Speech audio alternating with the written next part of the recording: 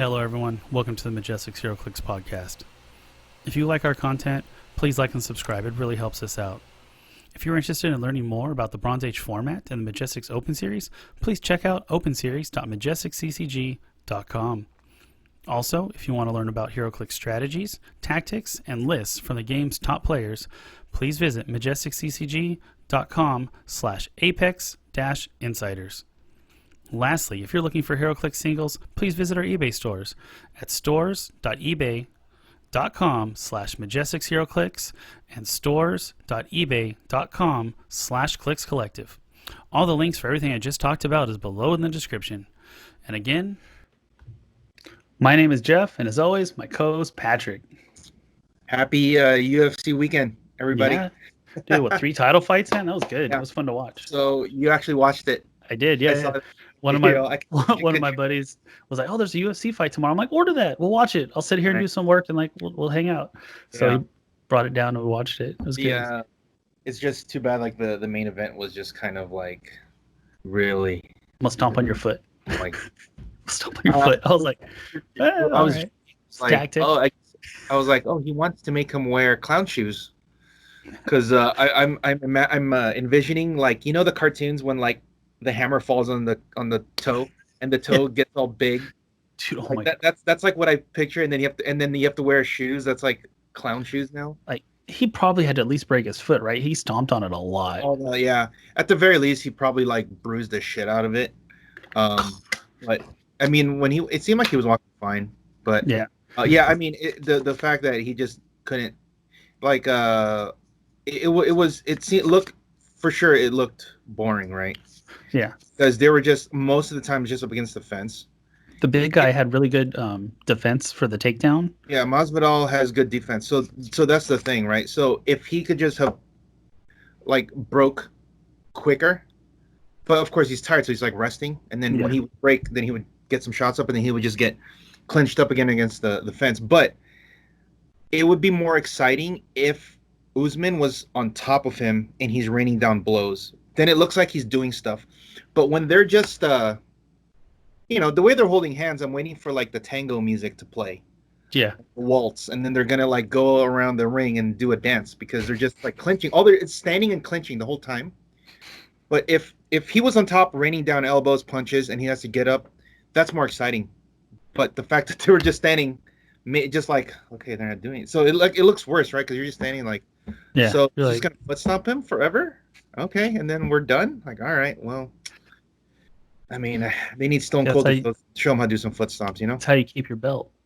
Yeah, so that, that's, but if it works and you can't stop it, then you're just going to keep doing it. Obviously that makes sense. There's no way you would like risk like, okay, you know what, I'm going to break and then I'm going to throw punches, and you get clipped and you get knocked out, because that Masvidal is known for knockouts. He did a lot of his. He's got huge arms. He did a lot of his moves at the stand up, where he has a lot of this. They're like his switch. Mm-hmm. He has like switch. He switches and he throws a right, and that's how he caught. 2 fights ago, that's how he caught Darren Till. He did it like 3 times in this fight, and he connected once, but it was like it wasn't clean. Like Kamaru actually blocked it a little bit, so it didn't go all the way through, so it didn't knock him out. But gotcha. That's what he works on. It's like a switch punch. It's like he'll step and then he switches stance. So as he's coming here, then his right leg will go forward, and then he throws it. So it's like even farther out, and then he'll knock him out. But I mean, afterwards, I don't know if you watched any of the post fight stuff, but they're they're kind of cool now, and like, all right, whatever. We watched some of the pre-fights. They were more entertaining. Yeah, but afterwards, I mean, obviously, after 25 minutes in there, you got to have respect for somebody else. Oh, dude, I couldn't do it. Jesus, But the co-main event, the Holloway, that was controversial. Do you feel like Holloway got robbed? I don't know if he got robbed, but I had it 3. So going into the decision, I was like, it's a split. 100% is going to be split, because it's like, even though everyone in the Buffalo Wild Wings had it, I would say like 90% of the people had it max. Yeah. I was like, we don't know who knows? At least one judge is going to look at round 3 the other way. At least one, because it wasn't clear. Now, if that happens, then it's going to be 48-47 max on a split. But if one other judge looks at it the other way, then it's a split the other way. So, they're like, oh, it's unanimous. Like, no, it's like, dude, guaranteed it's a split. I was telling you, it's a split. I have it max, but look, you don't know how they're gonna look at it. It could go split the other way, and then sure enough, it's split the other way. Yeah. But even though, we all saw it, we're like, dude, it's 48-47. He won the first 3 rounds, and then Volkanovski won the last 2 rounds, and it's like cut and dry. And I was like, but that round 3, you never know what the hell. You don't know what they're looking, because round 3 was the one where it could go either way. Who knows what the judges are looking for? Yeah, even though it looked like to everyone else, it looked like he had it. So, and it always comes down to this when it comes to that. It's like, if there's any, I don't know if it's not official, but it's like one of those unwritten rules. If there's any kind of what's the word? Any kind of doubt about which round it goes to, because it's so close, it usually will go with the champion. That makes sense. It's historically been that way, even though to everyone else it looks like it should be one way. Yeah. But if there's any kind of, it could go either way. Like basically the challenger, it has to be without a doubt. Because there cannot be any doubt at all that it could go the other way. So is there ties in UFC? Only if one guy gets a 10-8 round. Like if let's say so everyone it's like, so the winner gets 10. Okay. And then the loser round gets 9. If the guy who wins the round just beat up the guy really bad, then they'll score it 10-8. That's the only way you can really get a tie, because let's say the guy beat him up in 10-8. Let's say round 1, he beats him up really bad, almost finished. It was 10-8, right? And then round 2, the guy wins round 2. So it's now 10-8, 10-9. But then he gets tired, and then round 3, 4, 5, the guy comes back and wins the next 3 rounds. Then it'll be 47-47. I believe that's what it is, 47-47. So then it's a slim chance. Yeah. So but it has to be. So it has to be like a penalty, because there's no such thing as like a 9-9.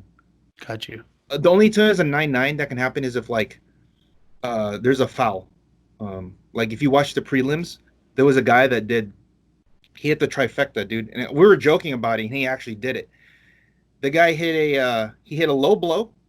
Oh no! In the beginning, I poked the guy. So okay, I missed this one. 5 minutes, right? And then it was okay. We're good.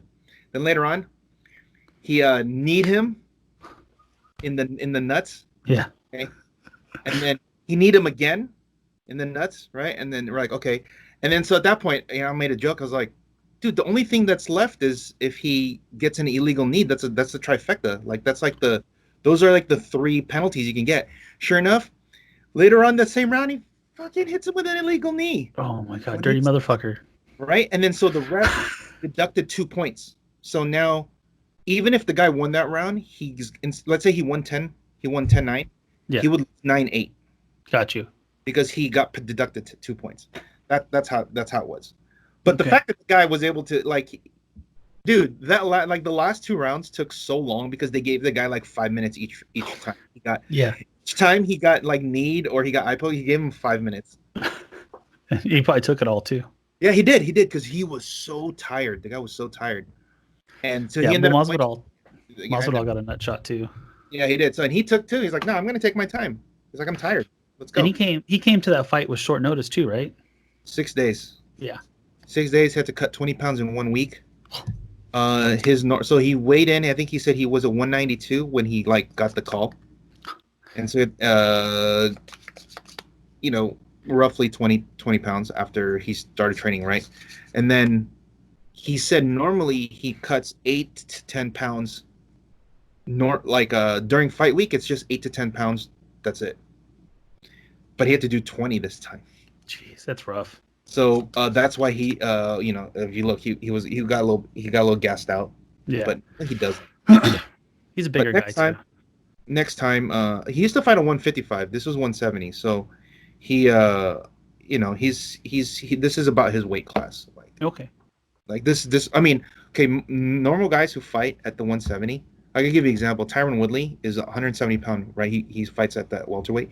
He normally cuts from anywhere from 195 to 205 to 170 Okay. before so that's dude, that's like That's a lot 30 of weight. pounds. It's Yeah. cut pounds, right?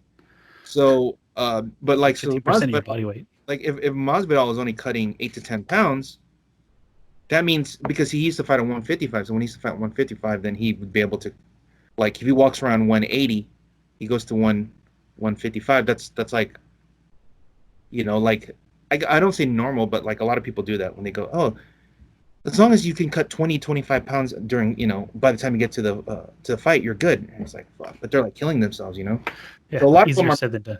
yeah, a lot of them are moving up in weight so that they don't have to do that because they're like, because the thinking is if you're big and you cut down to as small weight as you possibly can and you rehydrate, you're going to be bigger than your opponent. Yes. But then they could get depleted because of the weight cut. They could also die. Yeah, like it's not healthy. Actually has died from a weight cut. So, a lot of them just like, let's just move up and wait and just like work on. So, and also the main event. Did you watch the one where there was almost a murder on the mat? They didn't stop the fight. Oh yeah, when they went to stop the fight, Aldo was just getting Aldo's just down there like that. And it was funny because, well, not funny because he was getting his head, beat in, but like the commentators were like, I guess this counts as intelligent defense because the ref will stop it if you are not intelligently defending yourself. Yes. And they've said covering up is not intelligent defense. You have to move. You have to fight back. You have to get up. You have to do something. But if you're just covering up, it's not intelligent defense. So I felt like I kept seeing Aldo kind of like kick him off or try and move off to the side. When you are shelling up, and you get so think about it like this: he's shelling up, okay, and he's getting hit 4 or 5 times. By the 4th or 5th time, you're gonna move, right? Yeah. Because you're like, fuck, I don't want to get hit again. So you move. And then the guy hits you 4 or 5 times on the other side, you're going to move again. But that's not getting out or defending. You're just covering up. Naturally. And like you're like this, and one punch gets through underneath and hits you right here. You're going to go like this.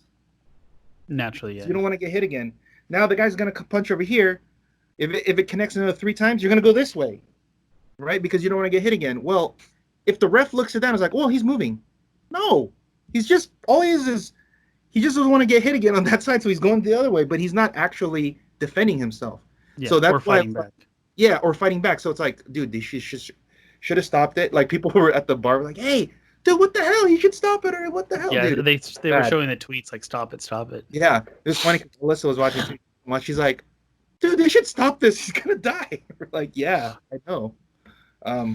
That's not really what it's supposed to be, but dude, the refs have a very important job. All the blood that was on the ground. Oh, right? I know. This was pouring out of his face. Like, oh my god! And they're like, because it's right there. When you get up, you see all the puddle of like, oh my god. Well, when he got up and they finally stopped it, like he broke down. Like, he was so emotional. Down. Yep. He's like, dude, if I would have got up and fucking headbutted the fucking ref, you motherfucker. Well, was it Landers was saying like Aldo used to be really good. Yeah. And then he's kind of at his he used to be towards the backstage of his career. He used to be the king at the weight class above him. Okay. So he's fighting at 135, the 145, which is what Max was fighting. Okay, Max beat Aldo twice. He beat him for the first time for the belt, and he murdered him.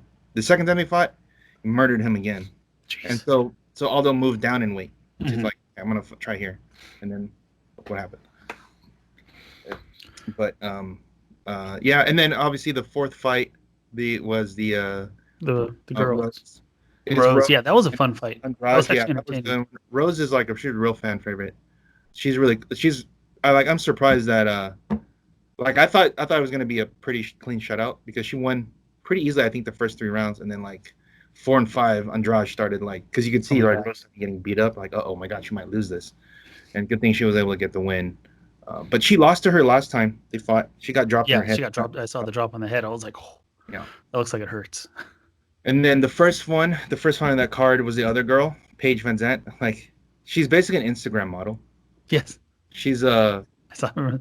yeah, she's basically an Instagram model. Yeah, She she's got a boob job, right? recently got a boob job. Oh, look at you. Did your research. I just listen to people or, talk. Or you just creeping on the Instagram and just watching stuff. No, I just listening to the guys talk. I was like, yeah, oh, so boob job, what? and it's funny because Alyssa was like, so what happens if she gets punched in their boob? I'm like, well, That's what I said too. and she gets punched. I don't like fuck, I don't know. Was it? But Yeah, they were explaining to me how before there used to be a law where women with breast implants couldn't wrestle, couldn't do sports like that, and then like they kicked him out of the WWE, or they wouldn't let him wrestle in WWE, and finally UFC came in, and then they made the changes. Yeah, because Misha Tate has boobs too, even though she probably will not. All the WWE wrestlers do, like. Yeah. Oh yeah, a lot of them do. Yeah, but a lot of them though, they're like fitness models, so they kind of need it. I mean, need it in the sense that like if they want to have like a voluptuous look, because like they're fitness models, so of course they're not going to have that. Yeah, so they're going to need a little bit, but whatever. But yeah, so this was Paige's last fight. So oh wow, okay, I didn't know that. So she was going to renegotiate for her a new contract, but the UFC was like, we can't pay you what you're asking for, because she wants a lot more money, because she's like, look, I bring all the, I'm a big draw. They're like, well, you don't headline pay-per-views, and that's how we can determine if you really do bring in a lot of people, because they're going to be buying your pay-per-views, but you're not a pay-per-view, you're not a champion, so we can't we'll give you a pay bump, I'm sure, but they can't, not what she was asking, because she makes more money on Instagram than she does from the UFC. Yeah. So, because she has like almost like 3 million followers or something like that, wow, you know what I mean? That's like, yeah, that's like really. So she's a legit just regular influencer, like an influencer celebrity, because she's been on like Dancing with the Stars and stuff like that. So, and she lost this fight, so that's gonna hurt, because then when she goes to free agency, she'll like for sure they're gonna sign her like other promotions, but the fact that she came off a loss, and it was bad, not bad, but like quick. It was like a minute or something like that. So yeah, she didn't look very prepared to. Yeah, I mean, she's really good though. I mean, Amanda Hebus is really good. So she's the next up and coming like in that division. So they kind of threw her. They kind of threw Paige like, hey, on the way out, here you go. And then just you're gonna fight this monster, and then when you're out, they do this all the time to people. Like, I remember the first time they really did this was, there's a little bit of history lesson. Tito Ortiz, right? Tito Ortiz, you know him. He was like really big. Recognize the name. Yeah, but Tito was like, he was like the poster child for the UFC, him and Chuck Liddell.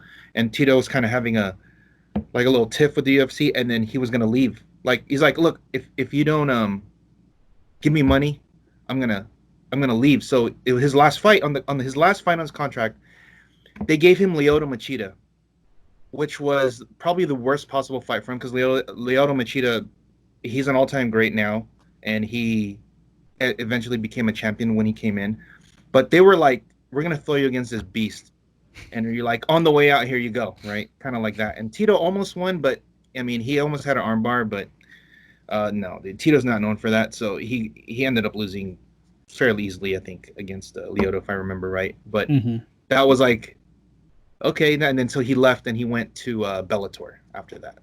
Okay. So and then and then like he came back briefly again for the UFC after, but like basically that was kind of like, okay, well, you want to like show us up, fine, we're gonna give you this monster. We got you.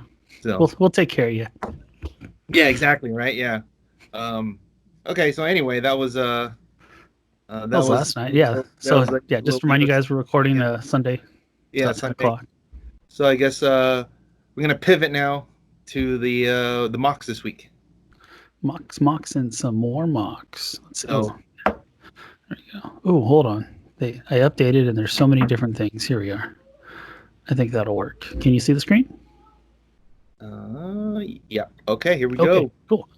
All right. So we had a little low numbers on Thursday for our regular Bronze Age mock. We had a couple people drop out last minute.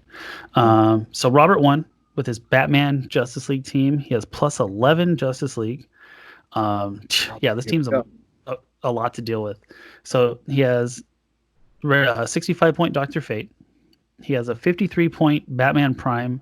The reason he's got that extra 13 points is the utility belt with the 6 items. So he has the cowl and 5 utility belt items with that. The 40-point Atom, 35-point Stripe. He has 5 Dr. Fates, 2 Wonder Twins, a Pin Pocket Tank, a Boxing Ring, 12-point Exospecs, 2-point Bat Signal, 10 points of ID cards, which is a Ronin and a Shield level 7. And he's got 2 Hawkeyes on the sideline. So he has so the Dr. Fate is that 65 points is a great number to call in those Hawkeyes, right? Mm-hmm. What was he doing with the belt mostly? So he's put it on Batman, obviously. So he keeps Batman next to a piece of blocking terrain, usually next to on the back of Flashpoint Flood is his map of choice, right? Because there's one next to the starting area, so you can sit him there. Oh, right.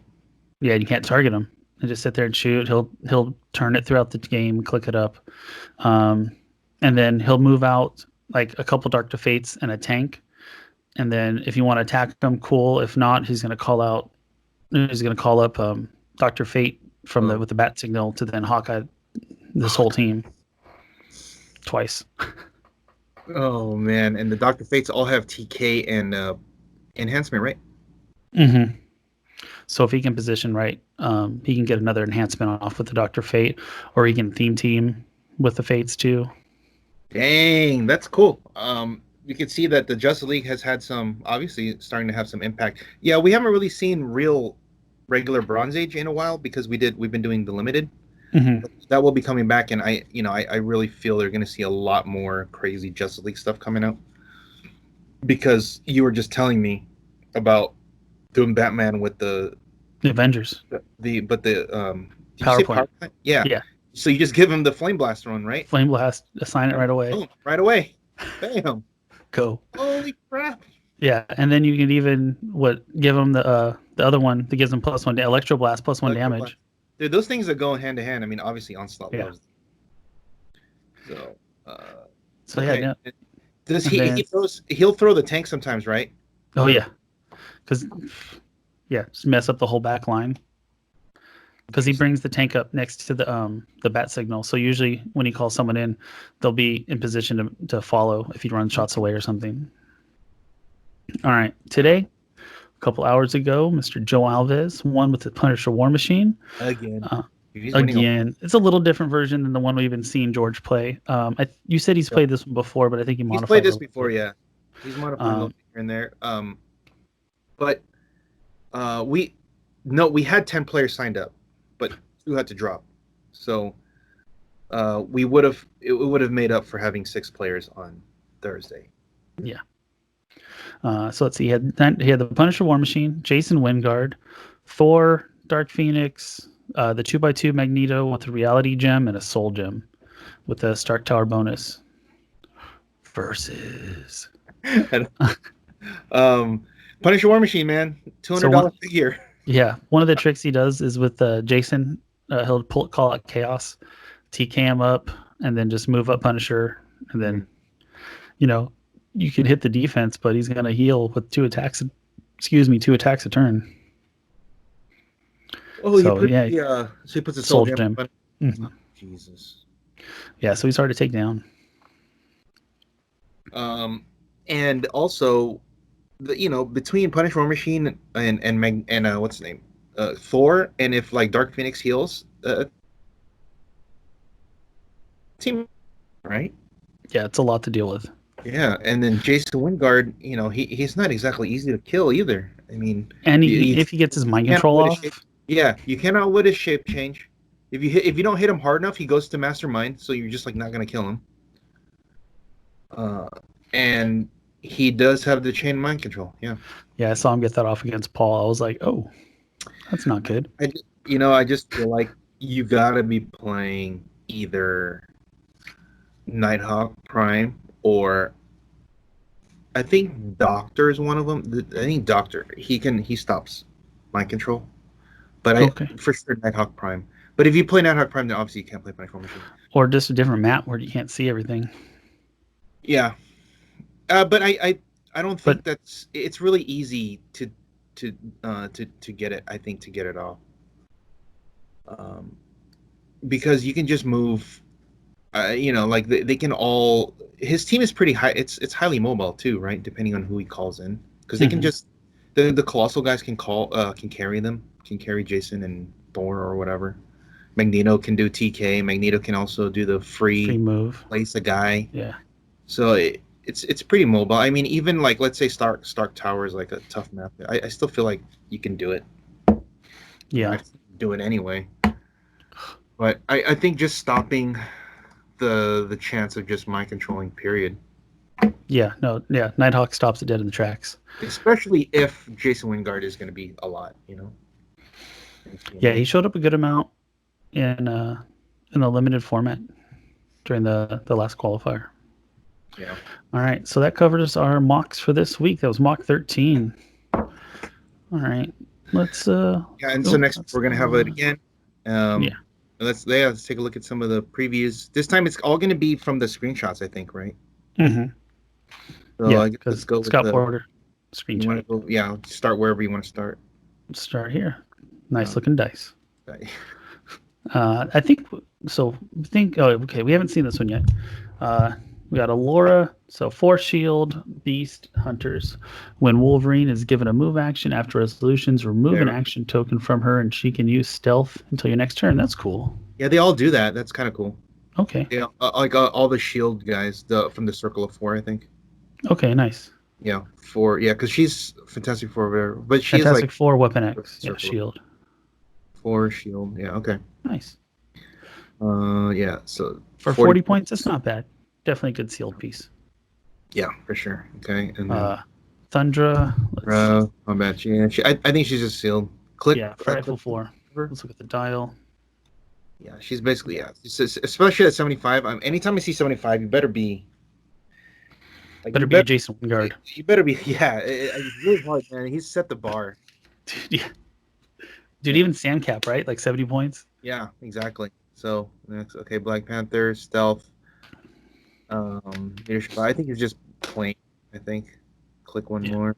He might be low point too. 60. Yeah, that's not bad. He's okay. Invisible Woman, Uncommon, Reforming the Fantastic Four once per attack. You may force an attack roll of a 4 to be re-rolled. Okay, that's not bad. If they target her, and then she has the beginning of the game thing where you can change your team. Okay, I remember that one. Yeah. This barrier is free. Blah blah blah. I don't know. I feel like a lot of these are sealed guys. I mean, she's on 50 points. 19 defense up top's not bad. Is it defend? Barrier super senses. Barrier's free, but only to generate markers and square adjacent or friendly characters. There's no defend. And then she can put them if they. Oh, she can put it if basically it's a retail thing, kind of, right? Yeah, but only generate markers and squares adjacent or friendly characters with the Fantastic Four keyword that were attacked since your last turn. Yeah, so it's like kind of like a barrier retail. Okay. Right, because they have to get attacked. Yeah, that's an interesting interaction. I still like the 19 defense though. Yeah. But the stealth, the TK of maybe. TK's helpful. I'll give her that. I'll give her that one. Hulk, nice sculpt. Yeah. Always love some Amadeus. 4 shields, so he's got that same move. Stealth thing, leap climb, super strength, got a stop click, and outwit. Oh, what was outwit special? Hulk can use it X times. Per where X is 1 plus the number of times he hit an opposing character. Or characters he damaged this turn, so yeah. Basically, if he quakes somebody, he can outwit everybody. Yeah. He has a stop. So the crazy thing is his stop click is right above the so you got to play him at 150 to get his stop click.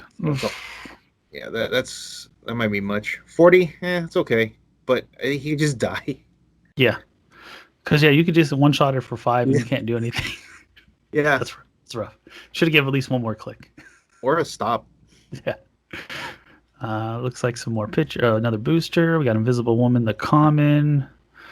Invisible Woman increase her attack total for each 4 and then her roll. That's nice. That's good. And she has a new Fantastic Four defense stop. So I think these guys could be good because look at her. Look how many points she has, right? She's 40 points with a 40 stop point. click with 19. And there it is, the defend. So now this could be good because she's only 40 points. She's got the support power of TK and enhancement. And she has the rolling of 4 and then even extra utilities if you want to change your team out from her. Yeah. Right? I like the 18 defend. That's very strong. And the fact that like it's the stop click defend, that's huge, man. I think she could be playable. Definitely. And she has sidestep on that stop click. Yeah, so I mean, dude, it's a 19 defend on that click. Oh, good luck. Yeah, strong. Okay, I like it. Yeah, I can get behind that. Points? Definitely 40 points. Human Torch. Similar. It's ESD, and then what does he have? Let me see. ESD stop. Okay. Yeah. I'm not. This one's okay. I think obviously Invisible Woman is better, but offensively he is obviously better because he goes from Energy Splash to RCE and Pen Blast. So he could be another one for 40 points, right? It's like, yeah. Geez. All right, those together. The Thing. He has Impervious and a stop. Yeah. Shape change. All those 40. Think about it. If you're playing all 4 of them, that's 160 points only. Okay, you still got a lot to play with. Dude, that's a lot, man. Okay. Can you imagine these guys all in sealed? Like, oh my god. It'd be so hard to fight these guys, especially with the defend on the Invisible Woman. Yeah, because I haven't seen too much Perplex yet. You know, the rare Human Torch. This is Sue Storm. Mm-hmm. So Flare Up. I'm not sure how to control this. She has poison, but only if she's adjacent to an opposing character. She damaged adjacent. Oh, character. She also damaged adjacent friendly characters. Wait, that doesn't make sense. So basically, if her poison can also hit friendlies. Oh, that's lame. No bueno. She's got one of those rolly dice things. At the beginning of your turn, roll a d6. On a 1 through 5, turn it a click number equal to the result.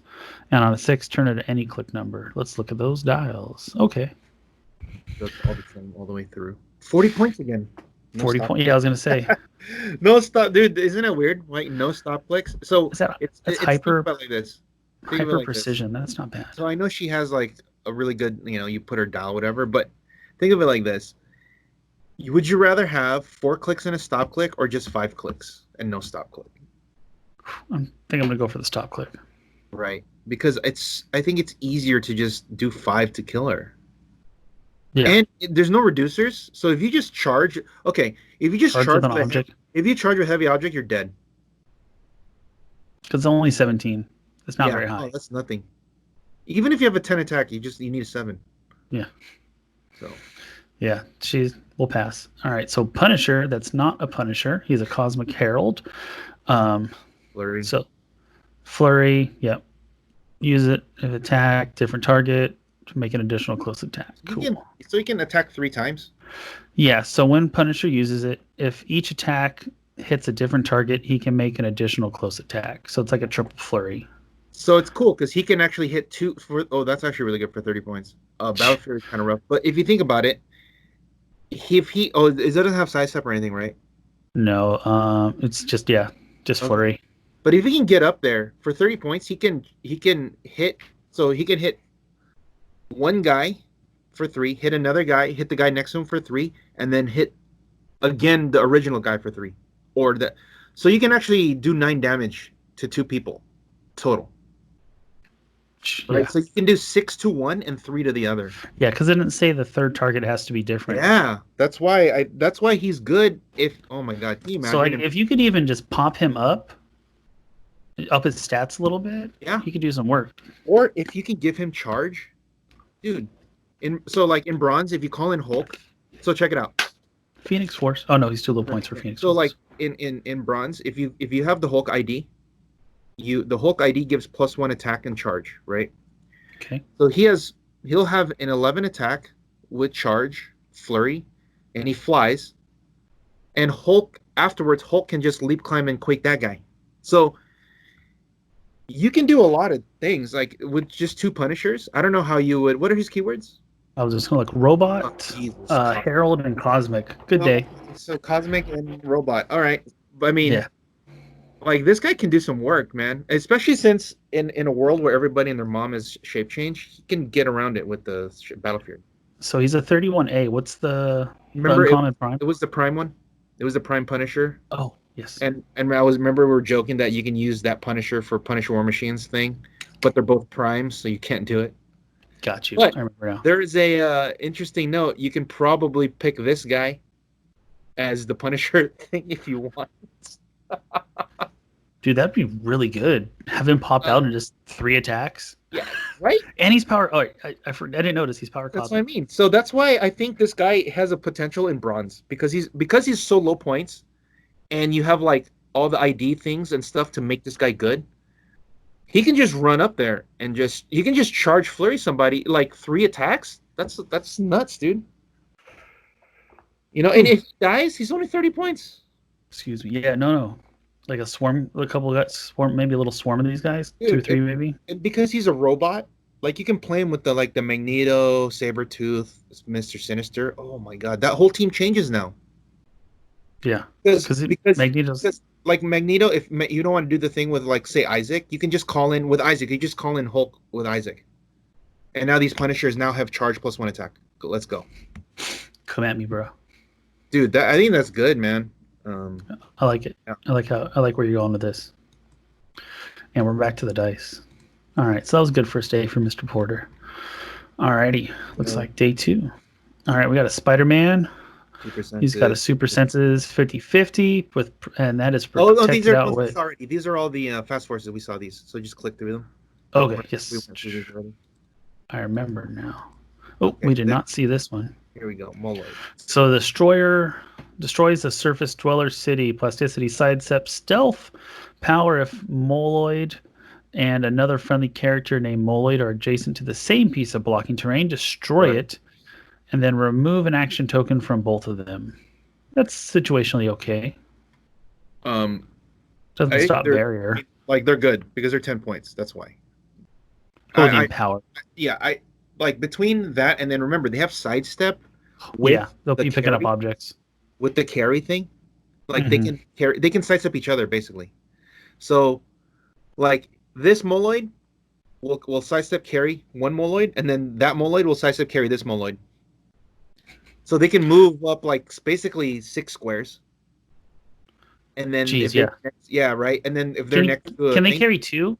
Because they have Underworld, right? I think it says they have to be less point. Go back. Okay. The ability. It says on the ability.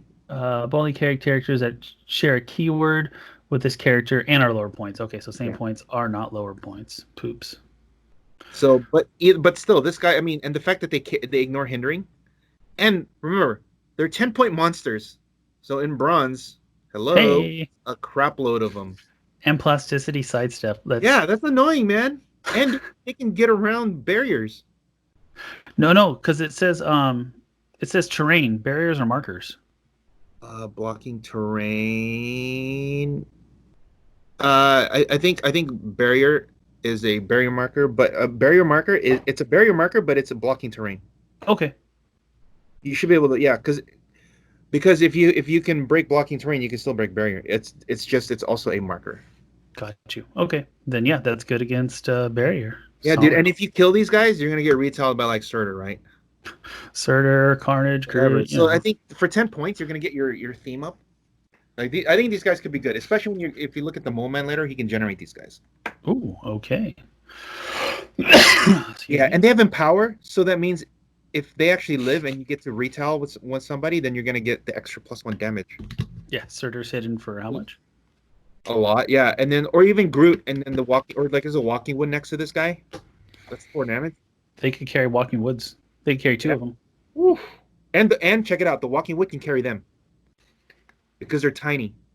Yes, they. Oh no! I'm sorry. No, they can't. They cannot carry Walking Wood because they're regular size. Sorry, I missed the tiny part. My bad. So okay, let's take a look at the. Another Spider-Man. The new Fantastic Four gets to carry. And then they do the free attack thing. Yeah. I think at 75, it's like, let's look at his dial. Yeah. So, see, when I look at 75, that's sad, right? When you look at 75, Like at any other time, this guy would be good, but because now we live in an age where like 40 points has a stop click. Yeah. It's like 75, right? Look, does he have traded shape change? No. it's just super. He just has. Does he have? He has super senses, just straight up. Yeah, he's got super senses. He could just die too. Yeah. Okay. Triton, dolphin symbol going on there. Oh, when establishing theme teams, choose a friendly character with a dolphin. Triton gains that character's keywords. Okay, that could potentially be helpful. Charge, hypersonic speed, but only if Triton occupies water. I think that's really good on there. Oh, he has prob. He's 40 points. Yeah. Okay. I think he's good because he has prob. Wait. 40 points. He has prob 40 points, and he has the thing where he can be an ally to somebody with the dolphin symbol. See, now that's really good. I think that's a really good. Yeah, it's like I think but that's really good, like design, because it's giving you different ways to make theme teams work without having to just go with the keyword. Like, that's why I like pieces like Silver Sable, because you can, or Thug, because you can like, and him, he's another one. Now instead of just picking a keyword, he has to just find a guy that has a dolphin symbol. I think that's cool. Yeah, King Shark or any of the Atlanteans, because he doesn't have a Yeah, so charge, hyper, not bad, man. Yeah, decent stats. The precision's helpful. Wow, 40. I like the prob. And he has dude, I like this guy. I don't know how good he'll be, but 40 points, prob, and 5 clicks with good relevant stuff. Yeah. A little worried about the toughness, but I mean, but he's 40 points, right? What are you gonna do, right? Like, it doesn't matter. He's 40 points. So like, and so because he has prob, he can be the guy with prob on those like Atlantis teams or whatever. So, or not having to burn your theme probs all the time. Like King Shark. King Shark, right? He now works with him. It's good. All right. Ghost Rider. Ooh, lots of verbiage. Let's see. Ghost Rider's 40 points. He's KO'd. Yeah. Oh, it's the Beast Hunters thing. Okay. They stealth. 4 squares or less after resistance and make a close attack. That's cool. He's got EE, Pulse Wave once per turn. When Ghost Rider hits an opposing character that damaged a friendly character since your last turn, after resolutions, deal that opposing character penetrating damage equal to their action tokens. Okay. I think he looks really good for an uncommon. Pseudo retaliation. It's a lot of text for uncommon. Okay. So 40 points for the first 3, 80 points for all that. Dude, this guy's insane for 80 points. Jesus, look at that dial on the back. Oh my god. Yeah, 12 attack. So the 12 attack is the EE and the Pulse Wave. So, and is it run shot? No. It's just phasing and maybe just a close. Okay. But dude, so phase in, make your close, and then Pulse Wave. He's Mystic, so he's like each time you hit him, you take damage. And he gets to heal, right? When this character's KOs after resolutions, or each other friendly character, they get to heal, so that's good. Or like if they die, he heals. Okay, yeah. Either way. So when he dies, he heals them. If they die, he heals. Wow, charge points is pretty nuts. What is keywords again? Is it shield? It's shield, huh? Fantastic Four, shield, mystical. He has potential. I don't know how. He just might be better in just sealed, but the fact that he has that for 80 points, like 7 clicks with that kind of dial, it's pretty nuts. Yeah, that mid range, or the mid dial is very strong. Hope you don't get psych blasted past. But you know what? But like it's hard to get past, right? Because like you're gonna have to, like, let's say he does 3 or 4. Let's say they can blast for 3 or 4. He's still gonna be, if he does 3 on those 2 clicks, he's still on those clicks. That's insane. And then he'll be able to trigger his pseudo retail because of that. True. Okay. Yeah. Ooh. So he can do some work. Okay. Yeah. All right, Mr. Fantastic. This is a rare, it looks like. All right. To strand the Griever, opposing characters within 4 squares in line of fire can't begin moving except during move actions. Okay. Oh my god, it's like Faust again. So that stops like run shot, charge, but it's only within 4, so it's not. It also stops sidestep. It stops run shot, charge, sidestep. That's actually really big, man. And then friendly characters, blah blah blah. Friendly What? Wow, they can all use leadership, dude. That's nuts. Yeah, the Return of the Fantastic Four. Holy Friendly shit, they can characters all with use the Fantastic Four keyword within 4 squares can use leadership. He has Outwit with a range of 10 and has Protective Pulse Wave. If he's 40 points, we're playing him. Wait for it. You think it's 40? I'm 50. It's been maybe? 40 so far. Oh, 75 or 60. Okay. 60 is that's about. I was hoping 50, but the fact that he has that where they can't be giving move actions, that's really annoying. And he's got plasticity. That's really really annoying. Is it worth? Oh, if there's any way that. So okay, how you can protect him is if there's a way you can give him stealth, and they can't you Black Widow them. Like, you know how Black Widow says they can't use improved targeting? Mm-hmm. If you can pick that up, they can't attack him. Right? Because they can't move unless it's a move action. Mm-hmm. Which means they can't charge a running shot. Because they can't charge him because they can't charge. So the only other way would be I'll just shoot him, right? But if he has stealth, if you have stealth and you have Black Widow that says you can't use improved targeting, then they can't shoot him either, which means they just have to walk next to him. Dang. What about bring Harry Leland into the mix? Yeah, I mean, there's that too. But the thing is, if they can shoot him, it doesn't matter because if they could just kill him in one shot. Like, look, he's only 5 clicks. That's not that hard. You have to protect him. So there needs to be that. I wish his effect was 5 squares because then you could indigo battery him and then let's go home. Oh, jeez. But steal energy too. So even if he does get hit, he can just steal energy back. Does he have giant reach? Oh no, it's 3 range. If he had giant reach, that'd be cool. I do not see any giant reach on him. He has improved movement through elevated. Yeah, because he's misfriended. Stretchy. All right. Next. Cool. All right. Scroll Warrior. Running shot. Free until your next turn. Modify attack +2. And Scroll Warrior can't use Shape Change or the Scroll team ability. And Dial says, 3 points. 12 for 6 range. That's not bad. 12 attack. What's his, is that what the foot power is? Yeah. That was the foot power is a running shot. Oh, it's running shot. So running shot free until your next turn. Modify. Yeah. So I mean, you get running shot for 12. For 30 points, he's okay. If there's more scroll support, he's got. 12 attack for 30 points is strong. All right, Doombot. Hey, everybody loves those. I think we read about these already. Oh, yeah. These guys are good. Yeah. Nova, poison. It's poison and Trade of poison. Yep, that's sealed piece. Invisible Woman rare. So she has stealth. Adjacent friendly characters that share a keyboard with her can use stealth. Hey, look at that. And improved targeting.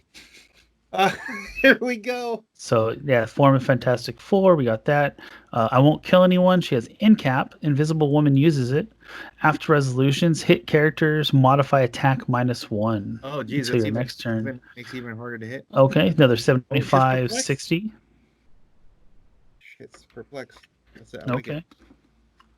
And deflection too. Okay. Yeah, that's cool. Oh, do you want the prob at 75 or the perplex at 60? Oh man, that's hard. 75, man. Again, 75. Fuck. I know you like the lower point dials. Because the 75, man, I'm just looking at Jason Wingard and guys like that. No, and I agree. Like, fuck, man. If it wasn't for that, I think he should be fine. But because of that. She got shield team ability too, which I could build. Oh, did she wait? Did she have shield team ability? Keyword? Yes, she does. Avengers, Fantastic Four, Lady Liberation. Interesting. Valerie Richards. Valeria, excuse me. Let's see, what can I make with this? Free, choose a standard attack power. Valeria Richards can use that power this turn. Perplex with a range of 8. Unique modifier. When she uses Perplex to target another character that shares a keyword, she may instead modify it. Combat value, accept damage +2. Let's see what we got here. 40 points. I like. Oh, here we go. Sidestep. Yeah. Wait. So she has pick up a attack power and Perplex +2 with a range of 8 for 40 points. Sign me up. I like it. Because she could TK, she could pulse wave, whatever, energy explosion, you name it. I like it. Poison. Quake. Yeah. Super strength. We already saw these. Well, actually, super strength to be able to pick up a super strength, because there's not many people that have sidestep super strength for picking up heavy objects. Yep. But you can also just TK. TK, true. It's like better. All right, next. These are the starters. Yeah. Alrighty. We're on to, I think, day 3. Should be Wednesday. Hey, look at that. It looks like a super scroll. Trapster. Paste Pot Pete, for those who don't know. Look at his name. Peter. Yep, because it's also Paste Pot Pete. That's his name. They just had to put Trapster, but I wish they would have picked Paste Pot Pete, but that's way cooler. Yeah, that is his actual name too on the comics. Okay, nice. I think they just change it because I don't know. I think it's funny.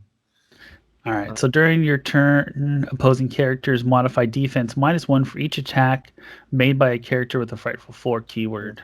Okay. Plasticity in cap. When he uses it, you may generate a paste marker. Yeah. In each hit target square, characters occupying paste markers must break away as if they were adjacent to Trapster. Yeah, that's pretty good. Except for click them one over and then 75 points. That's why.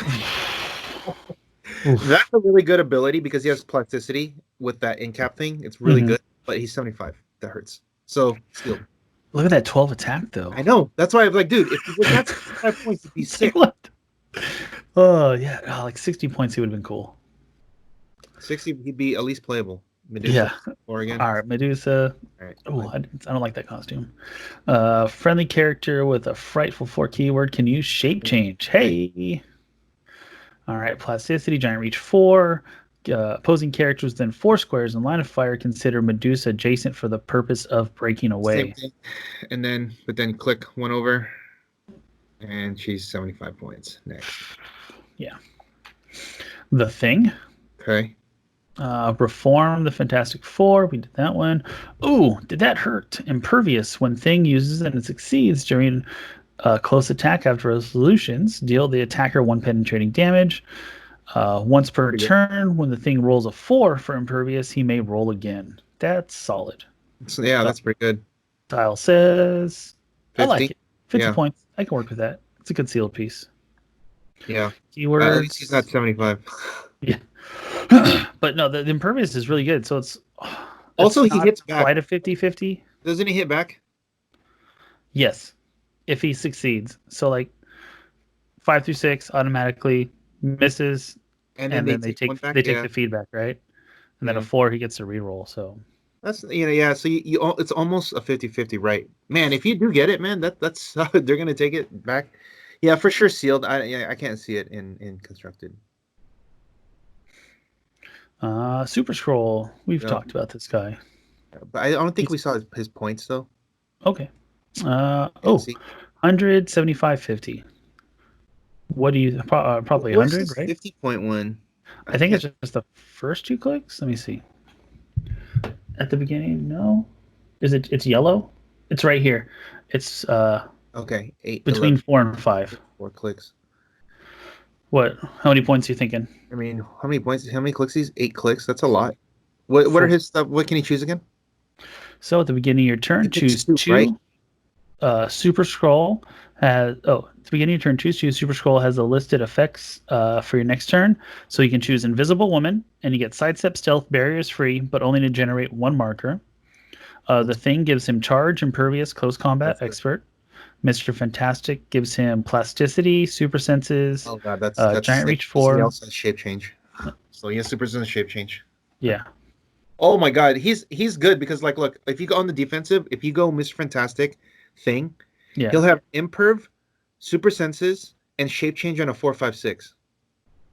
Or because click 1. Look, he has Shape Change on the top click, so he gets +1 for the Squirrel Team ability. That's solid. Oh my god! So you have 3 rollouts if they can't. Oh my god, that's really good. And then offensively, he'll have Running Shot or Charge. Yeah, I think 100 points. 100's good.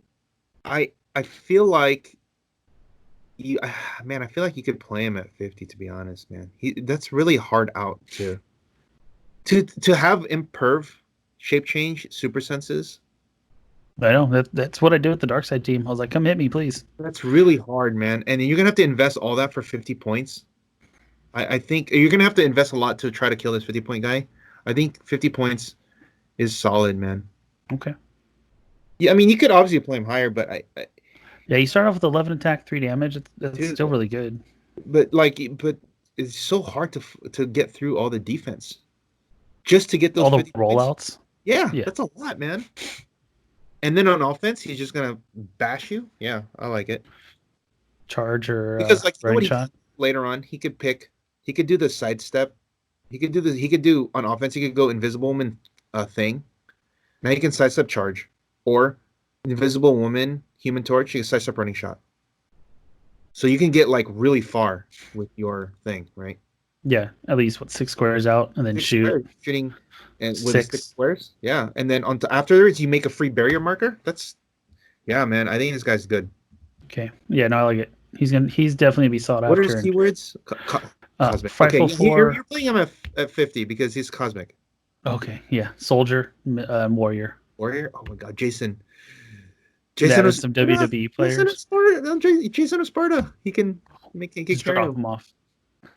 Dude, he's soldier too, so you can also play him on like Nick Fury teams or like Sam Cap.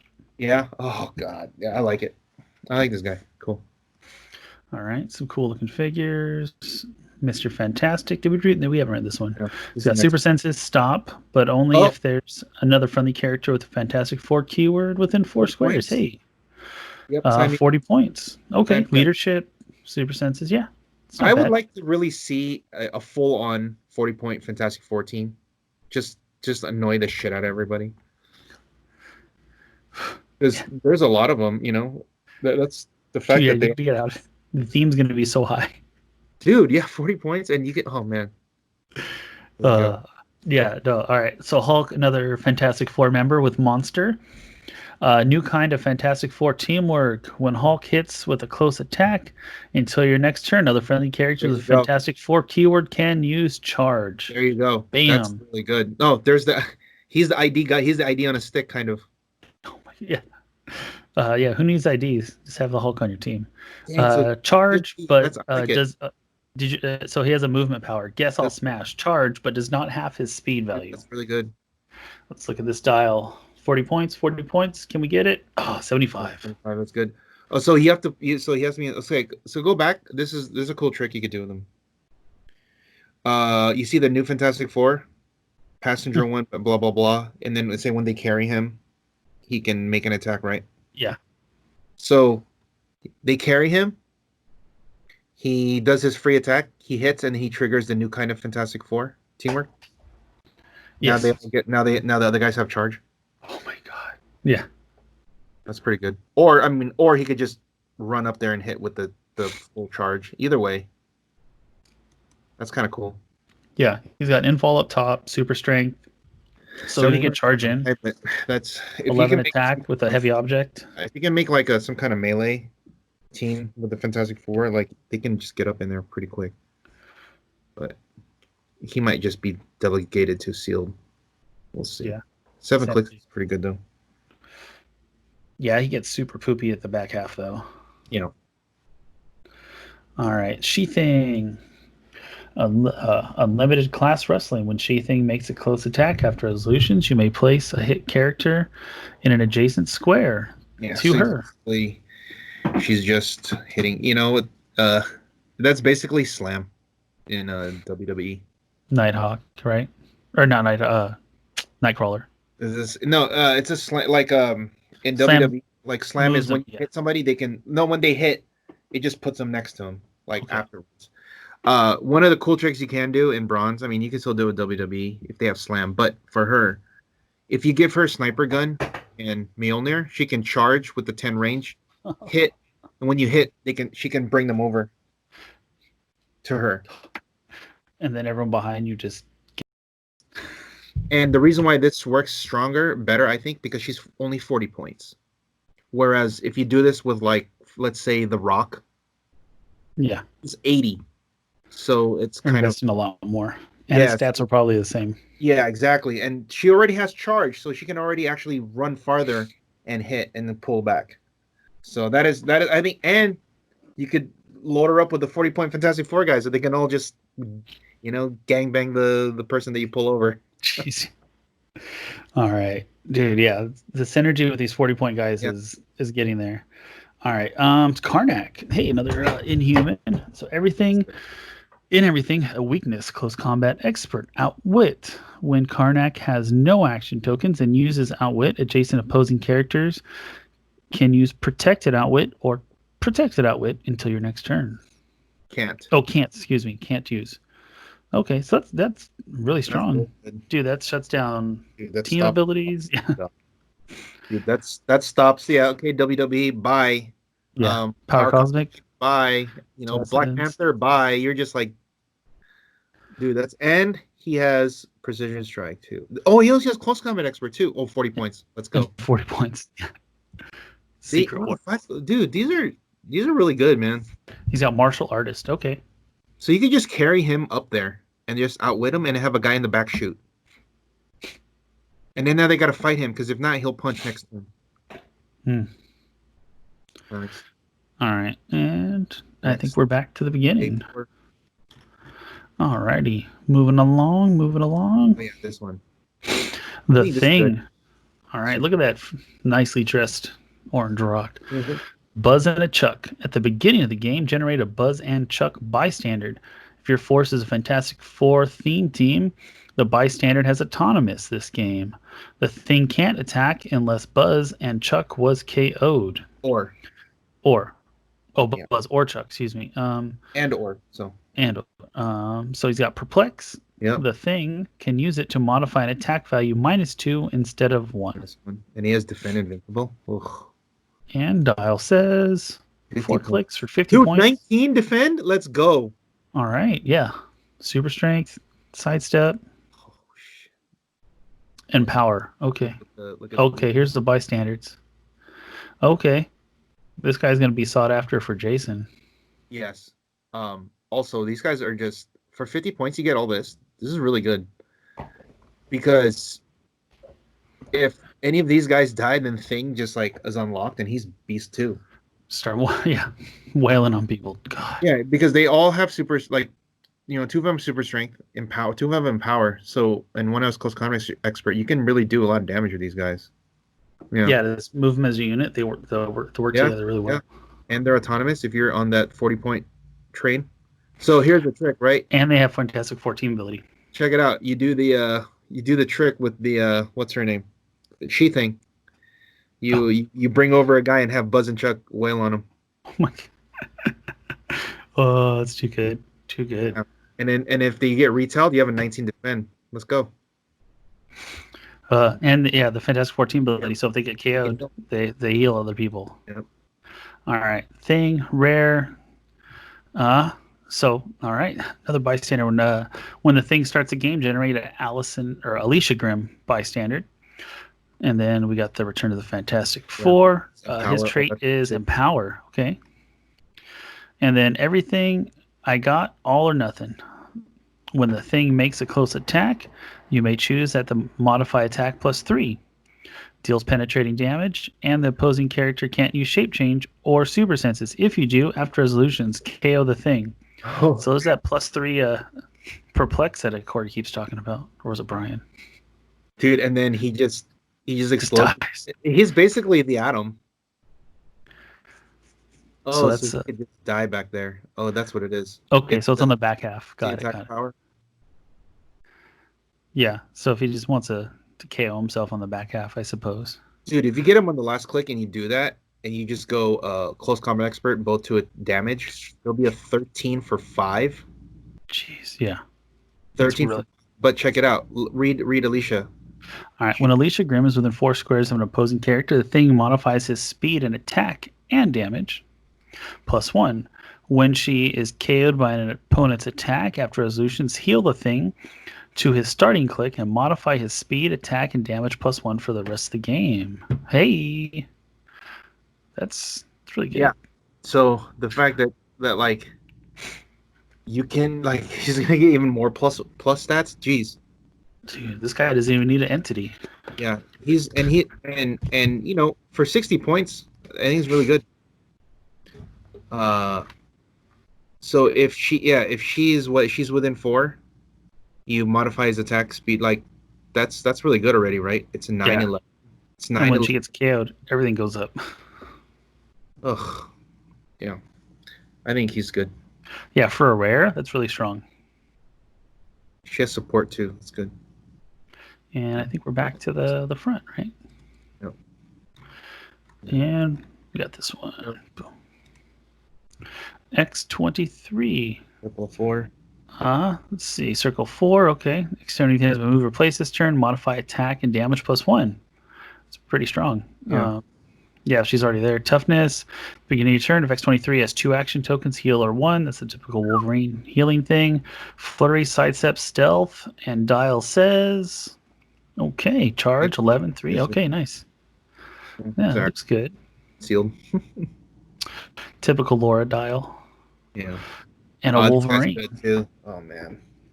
All right, a new kind of fantastic teammate. When Wolverine hits with a close attack until your next turn, other friendly characters with the Fantastic Four keyword can use Flurry. Hey, who was it given? So charge out to everyone. It'll be sick. It's Hulk. So if you go like, you know what's kind of cool is if Hulk hits, he gets charged. So Wolverine charges, he hits, he gives the third guy Flurry. So now you have charge Flurry with the third guy or a fourth guy. That's pretty good. Combos, I like it. Yeah, I keep saying the synergy. Like the synergy kind of reminds me of like the Mighty Thor stuff. Like this is how everything works together. Yeah, they did well. a good job with this. All right, so I don't stay down easy. When Wolverine would be KO'd, except by this trait, instead put him on this card with 4 healing tokens. At the beginning of your turn, remove a healing token. When you remove the last one, place him on the map on click 6 within 4 squares of a friendly character. With the Fantastic Four keyword. If you can't, KO him, Protective Pulse Wave. And he's got the new Fantastic Four where you can carry. He has a movement power, Bloodthirsty Barrage of Charge, Flurry, Sidestep. When Wolverine KOs an opposing character, after resolutions, remove an action token from him. And then look at this dial. So good. Oh, look, there's a whole thing, yeah. Oh, so is this the dial? Yeah. Like, look at that. So he comes back on click 6 after he's been KO'd. Flurry with, oh my god, 12 attack blades. Dude, you know what you use? You can go on that, when you go on that click 6, you can regen back up too. It's good. I like it. Yeah, I mean, charge. So this is kind of similar. This reminds me of Corrupt Cop almost. Yeah. It's just, amazing. A little slower because Corrupt Cop's 2 turns in between it popping back. Yeah, his is actually will be 4 because it's a beginning. Yeah, it'll be 4 turns full. Yeah. Okay, so it's a little slower than Corrupt Cop, which is I think better because Corrupt Cop came back a little quick. All right. But the cop sucks though. That's the thing. Like he's really good. That's why they have to make him stay longer. Okay. Yeah, I agree. Skull Infiltrator. Free if this character has been moved to replace this game. Choose a standard opposing character within 4 squares in line of fire that has not been chosen by this effect this turn. Both players roll a d6. If your result is higher, place Skull Infiltrator in the chosen character in each other's squares. That's so funny. Talk about like messing up your the placement of your opponents. Because if they're trying to hide, you could just roll this guy. So like it says if this character hasn't been moved or placed. Yeah. Choose standard. So if they so they're trying to hide somebody in the back like Darkseid. You just roll this. It has to be within 4 squares in line of fire and that has not been chosen by the effect. Okay. So it's not that good, but if you're able to get Darkseid outside of his little cubbyhole, he can switch. Or like their support piece or something he's masterminding too. Because and then now you can go kill him. Yeah. Yeah, situationally helpful.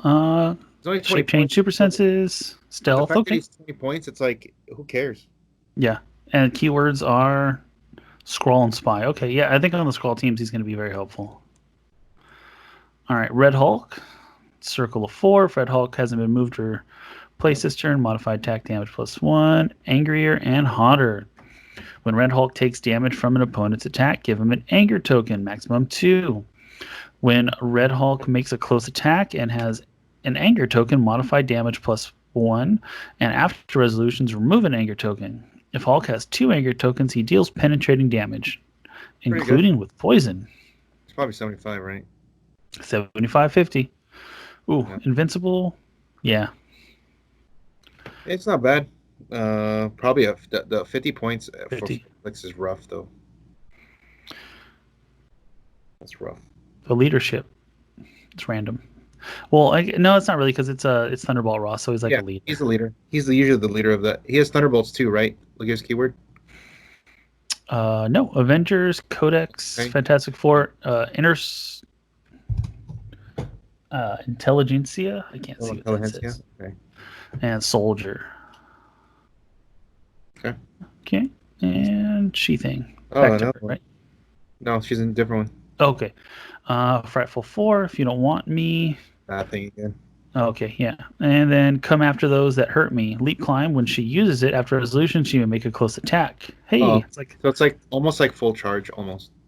Yeah, it's almost like the Hulk too, but not after a move. Full charge, and hers is full leap climb. Yeah. All right, let's see. Which she can probably get around a little better than Hulk because I don't think he had improved movement. No. 75 points. Yeah, exactly. But she was So much battle fury. I guess because it's all the super. There's a lot of skills, man. Yeah. Human Torch. We saw this one. Oh no, we haven't seen this one. Yeah. When Flame On, when Human Torch moves after resolutions, or after the resolutions of each move, you may immediately generate a hindering terrain marker in a square you move through. At the beginning of your next turn, remove those markers. Yeah. So it's like the smoke trail. Got it. And 50 points. Yeah. Shield. The Living Laser. All right. Frightful 4, blinded by the light. Unique modifier, opposing characters modified -1. Okay. No, I don't think I read this one. But they all have they all give you minus something within. This is, absorb or amplification. When Living Laser is missed by an attack, give him an absorption token. Free, remove an absorption token to choose one. Regeneration at no cost or range combat expert at no cost. I like that. But not for 75 points. They need to miss. You know what? If it wasn't shape change and if it was super senses, it might work better because super senses counts as a miss. If he rolls shape change and they didn't get to attack at all. Took the words out of my mouth. Yeah, I was. So yeah, they think you're hoping they're shooting you from range and have to hit a 20, right? Yeah, exactly. Yeah. And he's 75 now. And yeah, I think we saw these. There's Laura again. All right, moving on up. And here we are, Mr. Mole Man. All right. Boss monster of Subterranea. Leadership, mastermind. When Mole Man uses leadership and succeeds, instead of normal effects, you may generate a moloid and two moloids in any square within range. 5 range. Nice. Jeez. Perplex. When Mole Man uses it to target a friendly character with a monster keyword, you do not need range or line of fire. Jeez. Hey. Come on, this guy's going to be good for the monster team. 60 points. He's got EE still, 3 targets. And then the damage power is with the Perplex, right? Yeah. Yeah, dude. So this guy, and he's Underworld, so he can carry the moloids. He can multiple. Oh yeah, and carry 2 of them. It's 60 points, man, and he's got the double Perplex. He's got the Perplex anywhere, and he's leadership mastermind. Yeah, very strong, especially in bronze. In bronze too, yeah, because 60 points, he can also be an ID battery. Not that big, but still. Yeah. All right. Yeah. No. He'll see some play. Yeah. All right. Nova, Cosmic Herald. My conscience is clear, Surfer. When an opposing character is KO'd after resolutions, heal the highest point friendly character one click. You choose if there's a tie. Okay. Ooh, that's a lot of points. It's probably going to be her. 125 points. Oof. Hypersonic, Invincible, Perplex. Shield. That's support? Go back. I don't see why. I don't know why she has support. That's weird. It says it. He is not without compassion. I got it. All right. Okay. Hey, Mole Man again. No. Okay. And here we go. Oh, the chase you were looking for, maybe. Wait, let's do this last. Are there any other figures? Uh, Oh man, we did that. We saw that. Nova, we saw that. I think Doom got Okay, here we go. Let me just there we go. Okay, so God Emperor Doom. He's got Latveria, Armor, Cosmic Deity, Mystical Ruler, Scientist, Victor Von Doom.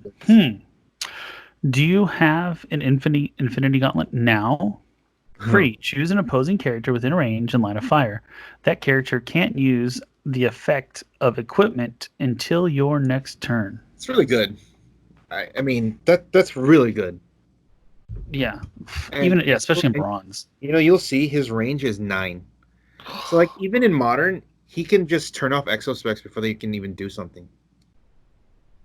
Yeah, or flurry. Yeah, arms. It says choose an opposing character within range of line of fire. Yeah, yep. When established, God of Battle World. When establishing theme teams, God Emperor Doom gains all Battle World keywords: Leadership, Perplex, Colossal Stamina. When God Emperor Doom uses Perplex to target another character with a Battle World keyword, he may instead modify combat values by +2 or -2. Nice. There's no except damage. There you go. The Wrath of Doom can't be ignored. Close. Make a close attack. Other characters can't use powers. So charge? No. It says, for knockback, but for others can't use powers, so that means it turns off stop clicks. It turns off other people's probs. They don't have reflexes, they don't have super sense, they don't have shape change. So basically just vanilla, right? His vanilla attack is just going through your balls. Yeah, it's good. And be able to charge in and do that, because it says close, right? So you can combine that with charge. Yeah. All right, and then he has a stop. You had to meddle, didn't you? Stop. Battle Fury. Exploit weakness. When this click is first revealed, remove all action tokens from God Emperor Doom. And he will improve targeting, hindering, and he can shoot out of combat. Solid looking sculpt. That's the inside. 2 team abilities, and here's the back dial. My lord. 100, 200, 300. So if you look at his stop clicks, they're on the damage, so Green Arrow doesn't stop him. Yes, and he has 2 of them. Yeah. Ooh. And it combos with the Steel Energy, because when he heals, it's still a stop click again. It's just you won't get to remove the tokens, but it's still another stop. You know what I mean? So like, if he gets hit there and then he Steel Energies, then he's back up. You got to hit him down again. Obviously, the 200 and the 100 are probably what you're going to be playing him at. I think the 100 though is really strong, because I like the Pulse Wave. Yeah, he's got Running Shot, Pulse Wave with prob, and also even if you like hit him for a couple, he's just going to go right back down to the stop click, and he can Steal Energy back up. Right? Because it's only 4 clicks, but that's really hard. Put the Soul Gem on him, and he can heal from range, right? Yeah, you can. But I mean, he already has charge, so you don't need to give him that, right? So he can just charge for 12. Like, look at that 12 charge. That's 6 move. Yeah. You'll get somewhere. So like, you can give him something else. You could give him, I don't know, Reality Gem or something. So now he has like Perplex. Okay. I mean, he already has Perplex. But what's another one? What's Power Gem? No. Mine. Oh, whatever. Yeah, something. You can even give him dude, can you imagine if you give him like, let's just give him Doc Ock Arms. Charge Flurry, Steal Energy. He's then he goes back up. I mean, he's only 4 clicks, so you'll really only need to heal 1 time, because then they got to go back to the stop click again. And you want to be on that that 3rd click down, or the 2nd click down anyway, because that's where the close make an attack. So yeah, so even if he goes back to that other one and you can't hit him past because he has shape change, if you roll shape change, oh, then you're done. Bam. Then he's gonna be and when he kills somebody, he heals on top of that. So because of the Doom team ability. Doom. So I know a lot of people were like, "Oh, I'm underwhelmed." I'm like, "Well, God, they really look at it with such." I feel like the people who are looking at it in that lens are just casuals and aren't looking at the deeper utility of what God Doom can do. Yeah. The fact that he can just turn off somebody's equipment too, man. Something like what Dude. Matt spends 30 points to get the Infinity Gauntlet, right? Yeah, So turn that shit off. Dude. Like you still have it, you just can't use it. You know what's awesome? Him at 100 he can probably give Darkseid he could give him a run for his money, because if he's on that click where he can't use powers, he could just charge into Darkseid and just pop him. Oh my god! Like he won't kill him in one shot, but he can do a lot of damage on him, right? Yeah, and You're then just like, you know what? Screw it. I have perplex, and I'm just gonna charge you, and I'm gonna hit you for 4 or 5. Bam! and It he's goes not gonna. So Darkseid won't be able to pop out the Omega Beam because someone's adjacent. Yeah. And he's gonna have to deal with a stop. Oh wait, I'm gonna heal because I'm gonna hit you. Yeah. Again. And then so like Darkseid hits him to the stop click, and then he takes the tokens off and he pops him again, goes back up, and then he has colossal stamina so that he can actually just keep going. Oh man. Gosh. Yeah. Yeah. So well, yeah, it's a good one. Soul Gem is a decent one, but I'm thinking like, dude, like if you give him the Doc Ock arms, man, he's gonna flurry.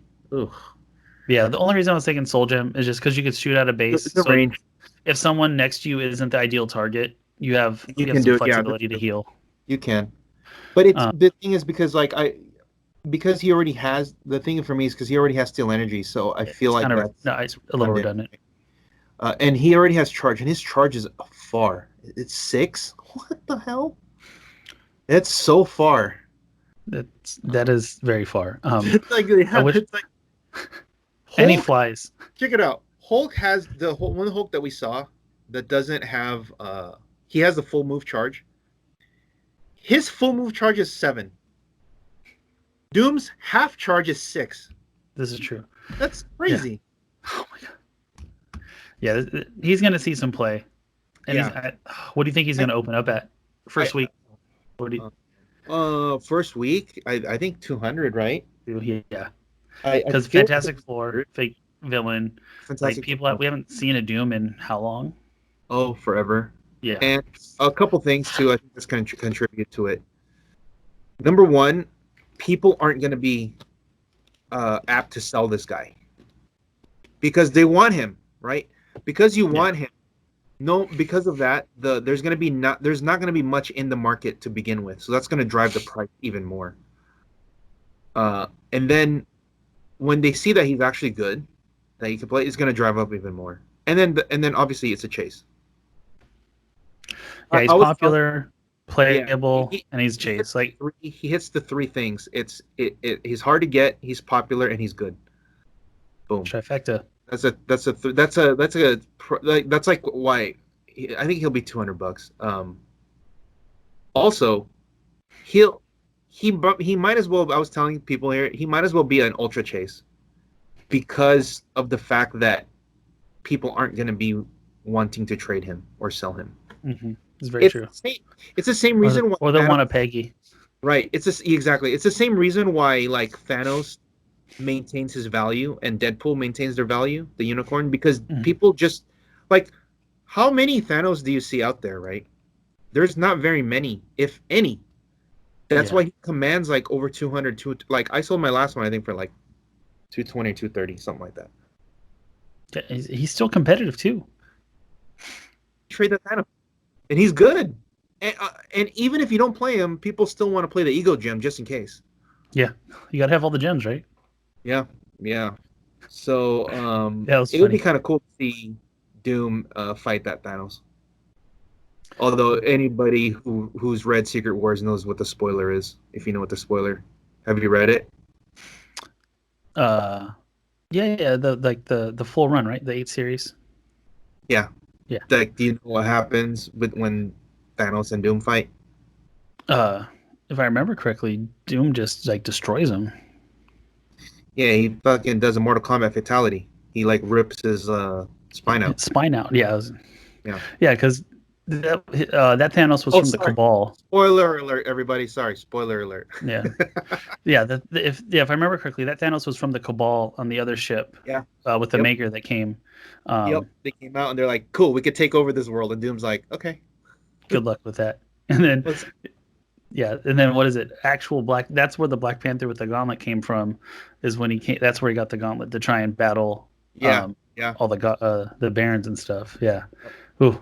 Good story. And that was it, because it's funny because like Thanos was like, you know what happens when we fight? He's gonna whoop your ass, and he's like, all right, let's find out if that's true. It appears to not be true. Definitely not true. So that was our previews. Yeah. We did our mocks, and now I think we move on to the announcement of. Okay, let's bring up the Rock Nationals real quick for the announcement. What they decided on, because there was a big controversy, right? We were talking about. That they were talking about ownership or not. Yeah, it'd be on the regular Rock Facebook page, right? Yeah. The Rock. It was on the 10th. Yeah, okay, here we go. This announcement established clarity. Share it. Clarify. Share it. Okay. But share the announcement. Oh, I mean, I guess you could read what he says. So this is an announcement to establish and clarify how the verification of ownership and borrowing of game elements will work for the upcoming online Rock National event. We are attempting to replicate how borrowing and lending works in an in-person event. At the same time, we understand the current situation and are compromising where possible, specifically to not require any mailing of figures for the purpose of borrowing and lending. The verification pictures that are required will be selfies with all game elements on the team, including maps. Verification emails can include multiple pictures. For the team event, one team member will be sending in the pictures and build sheets for all the team members for simplicity. We will also be requiring that formal build sheets are filled out for our teams or for teams. Those emails of verifications, build sheet should be sent to As an example, suppose that Jay Solomon is playing a team in Singles Worlds for which he owns some, but not all of the team, and is borrowing one or more game elements from Howard Brock. Jay will send his verification email in which he has his own pictures that he took, as well as pictures from Howard with those borrowed game elements.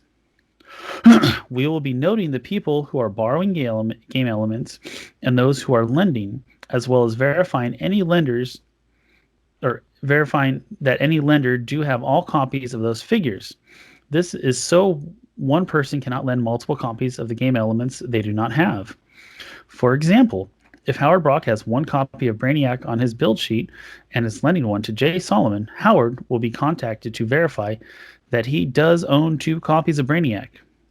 Anyone who is lending a figure must post what they are lending and to whom in the lending tree channel in the Rock Online Discord for ease of verification. Any concerns regarding this procedure can be brought to Rock Online personnel for review on a case-by-case basis. Okay, go. No, you go first. I want to hear what you got. I feel like they bit off way more than they can chew, man. That's a lot of work, dude. So it may not be as much work as I think, because I've heard a good amount of people being like, fuck it. But like they're talking about national, I think I remember reading somewhere that they're going to like allow international players and stuff. So I maybe made that up. I thought that I read that somewhere. Okay. Anybody. Yeah. Like anyone should be able to play in this, right? So I don't know, man. It seems like I 100% get why WizKids wants a verification, right? Like they're trying to protect their product, they're trying to protect their company and make sure people own their product and that are playing in a national level event. So, but dude, I don't know. That's a lot of work to do, and it's a little month and a week away, right? It's end of when is it happening? August 22nd. Yeah, and then the one is like the 29th or something like that. Yeah. So singles is the 22nd. So like, yeah, a little over a month away. That's it? Did I say more? I don't remember. That's it? Oh man. It's been simmering for a couple Dude, days, so it kind of simmered down.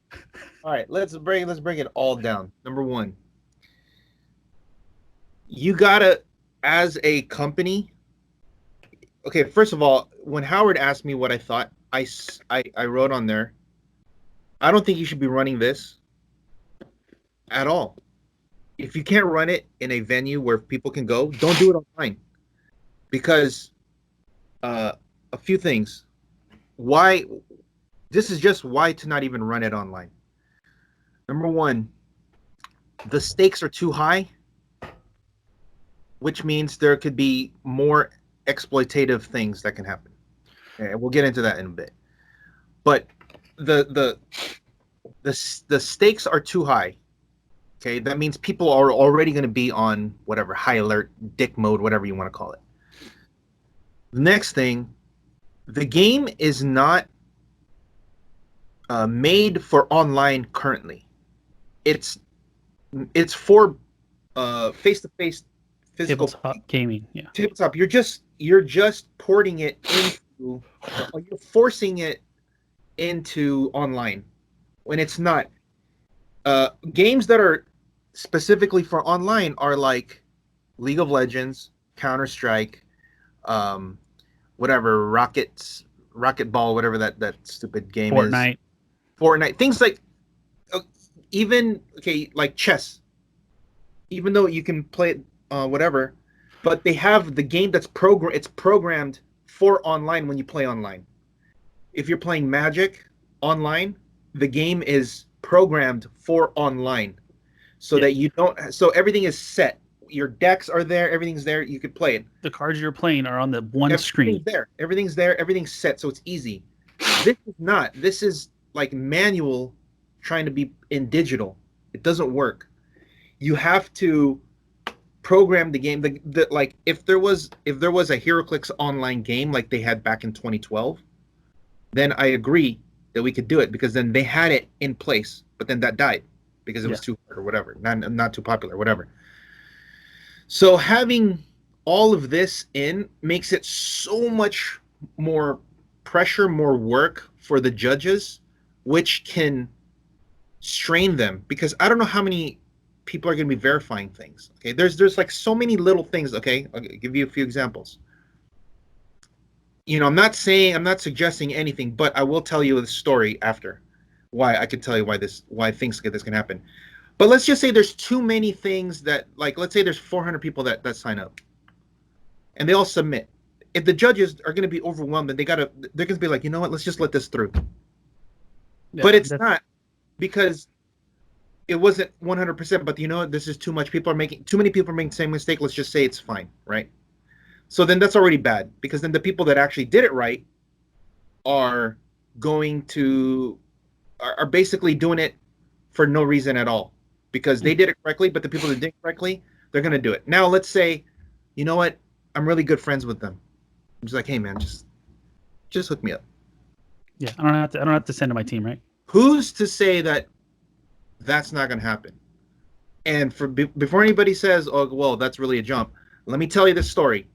Now that I'm out, 2017, I was the judge for the Rock Cup in the last year that it was in Atlanta. Okay, there was a couple players that, if you used your rock points to play in some event, or you played an event, you cannot use it for the finals on Sunday. You cannot submit your points, because you can only use it on one. Like, if you're gonna use your points to play in a qualifier, you're gonna try to qualify that way. You can't be like, I have enough points for the Sunday event and I have enough points for the qualifier. You got to choose one or the other. Mm-hmm. So a couple people did this.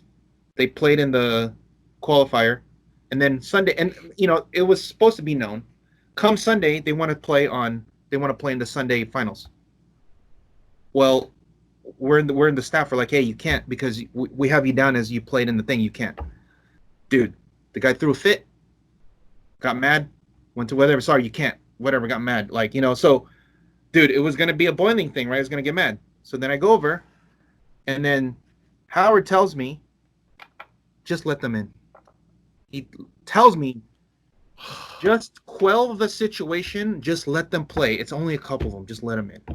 I was like, dude, like, there's $15K on the line. It's a professional event. And you're just going to let this slide?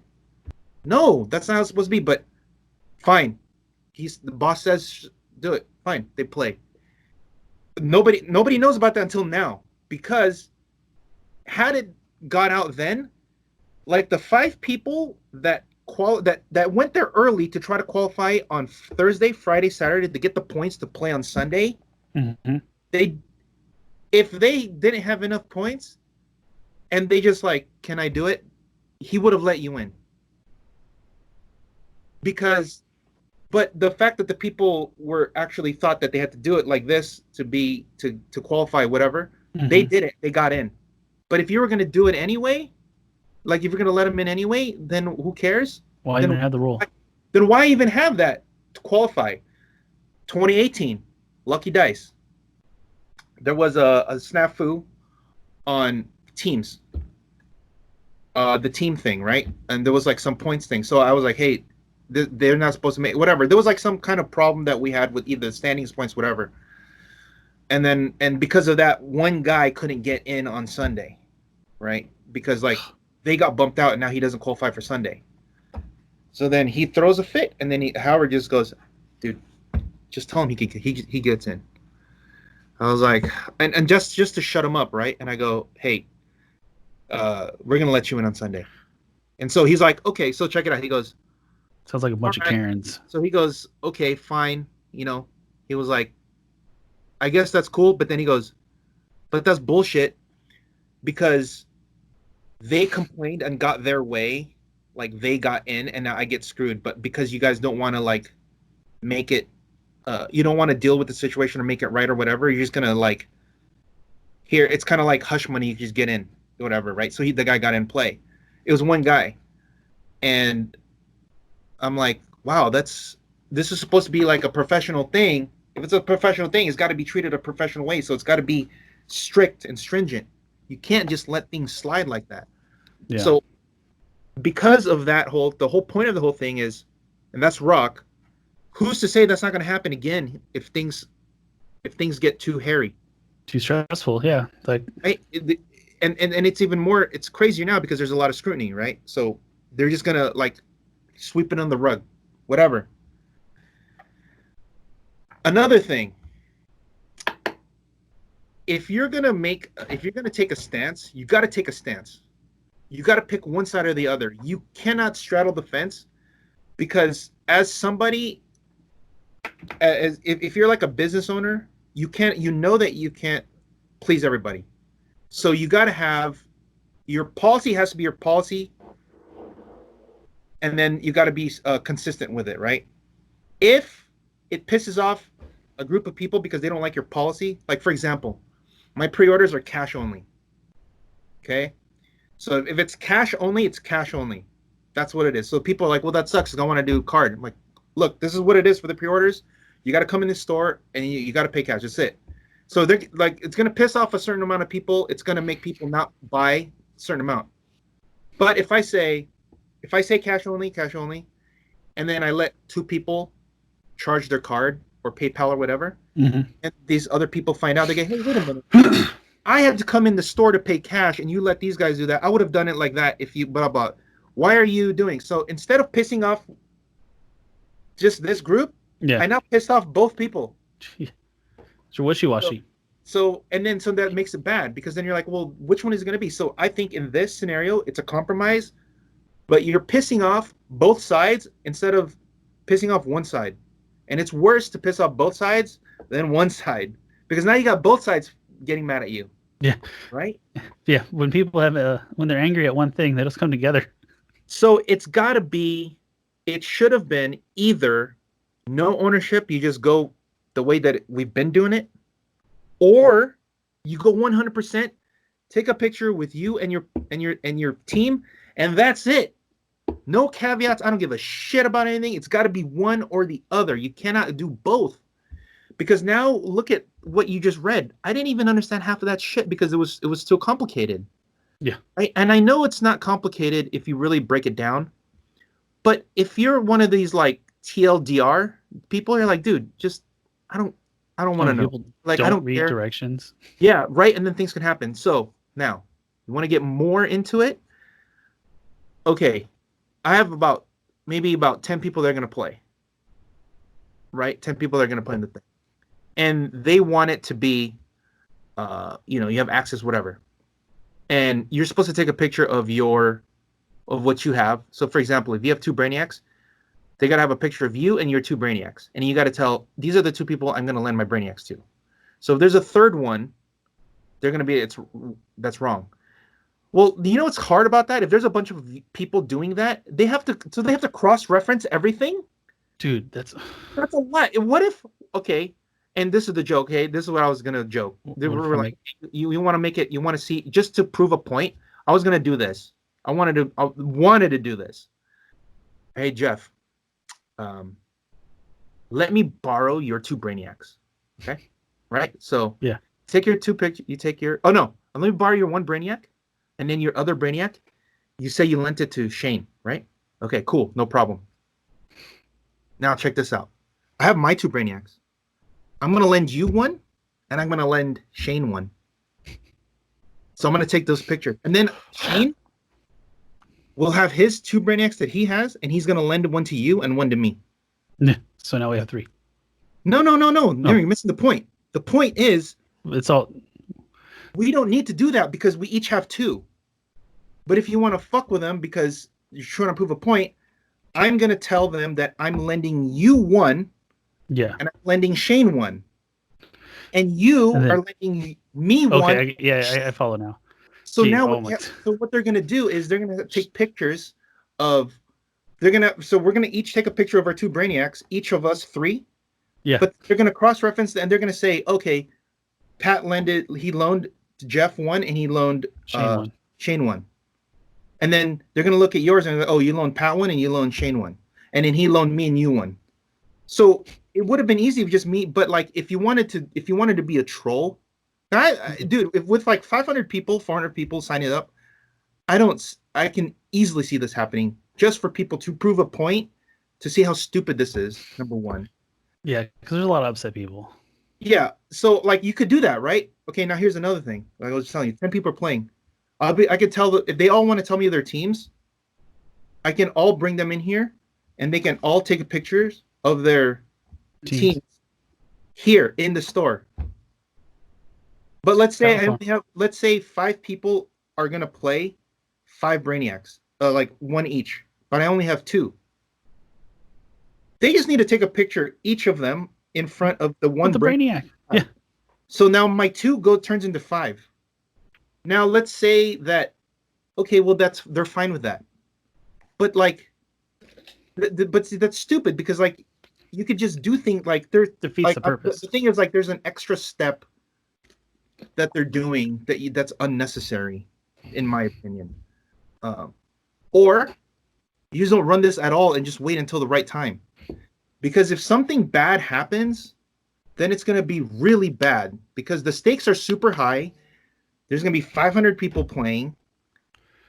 And here's the thing that makes it worse. It's all in one day. Oh, dude, there's not going to be enough rounds. How are we going to have everybody judge other people's games? I don't understand how this is going to happen because I really, because this is online, and if it's supposed to be if it's as easy as they all say it is, 400 people are going to sign up. Right? If the servers, if the critical clicks can get 100, yeah, nationals can get 400 with the pricing that's being put out, right? Yeah. Who's going to be calling judges when there's 500 games going on? Whatever. Dude, and what if it takes like 20 minutes for a judge to get to your room? Yeah, and then you got to wait, right? And then time extension. And then check this out. Steve brought up a really good point. If you are in charge of your match or your pod or whatever, whatever it is telling, oh my God, I can't even imagine how this is going to work. Because you know how we have pods? Yeah. And you play within your pod? This is just going to be straight up Swiss for the whole 500 people. So you're going to be how many shit all over the place. So you said it's 2 days, right? So the time that transferring 500 people or 200 people between rooms, and what about the people that don't know how to use Roll20 that will delete their shit? Not only that, but like if you're not all on the same room, okay, here's an example. I'm in my own server, Roll20, you're in your own server. And we have to play each other. Then, okay, we decide I'm going to go to yours. So then I got to upload all my pictures to you. Okay, whatever. But then next round, if I have to go to another place, then I got to take everything off and then I got to port everything over there. It's not as simple as just copying and pasting onto somebody's thing because it's a whole different server. So that means I got to take it all off and then I got to go there and then I got to put it all that shit. Upload again. The same thing over and over. And this is going to happen multiple times. Now, if they say, no, man, we're all going to be in the same Roll20 server, it's going to crash. Dude, like, we can't. We get lag. Like, we were getting lag when we had 2 different pods running, remember? Yes. And those were on separate servers. Yeah. Yes. So, or separate rooms. Yes. So that's the same account. It's going to take a long time, number one, with that many people. The judges. Number two, if you're in charge of getting someone to watch your game, for like, I don't know if they're going to do this, but I feel they should do this, is have somebody watch your game. You can have like, I don't know, you can have your friend watch your thing and kind of like help you. Yeah, like how do you know you're not getting coaching in the back? Yes. Right, and see, this is why in e-gaming it's different because you just don't have that when it's e-gaming. You're just like, you're like, most of the time when it's this high level e-gaming, you're actually in an arena. It's just, you're just playing online, but you're in the arena, so everybody sees. You have your setup. Somebody, yeah, exactly. They can even put you in separate rooms, but everybody sees where you're at, right?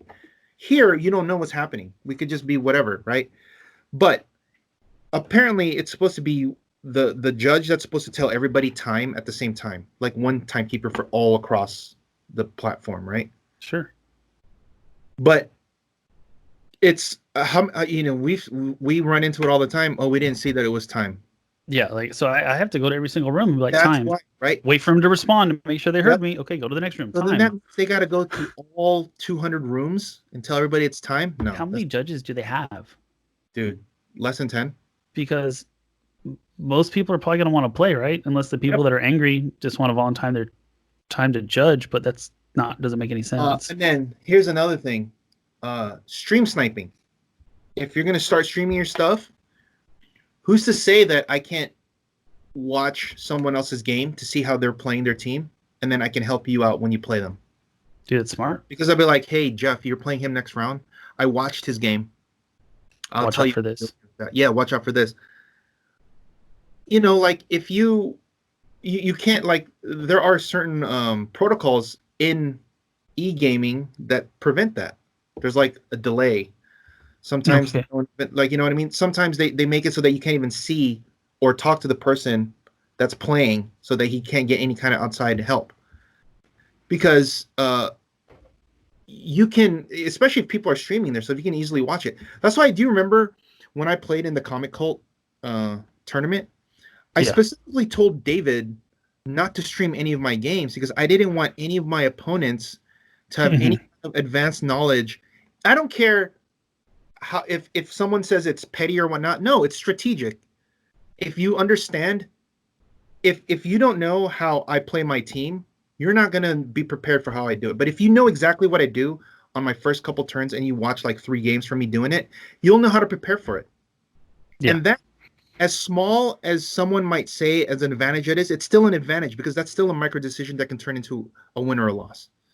So, because there are some times when I'm like, for example, I'm watching, I watch like PJ's team, like when his games.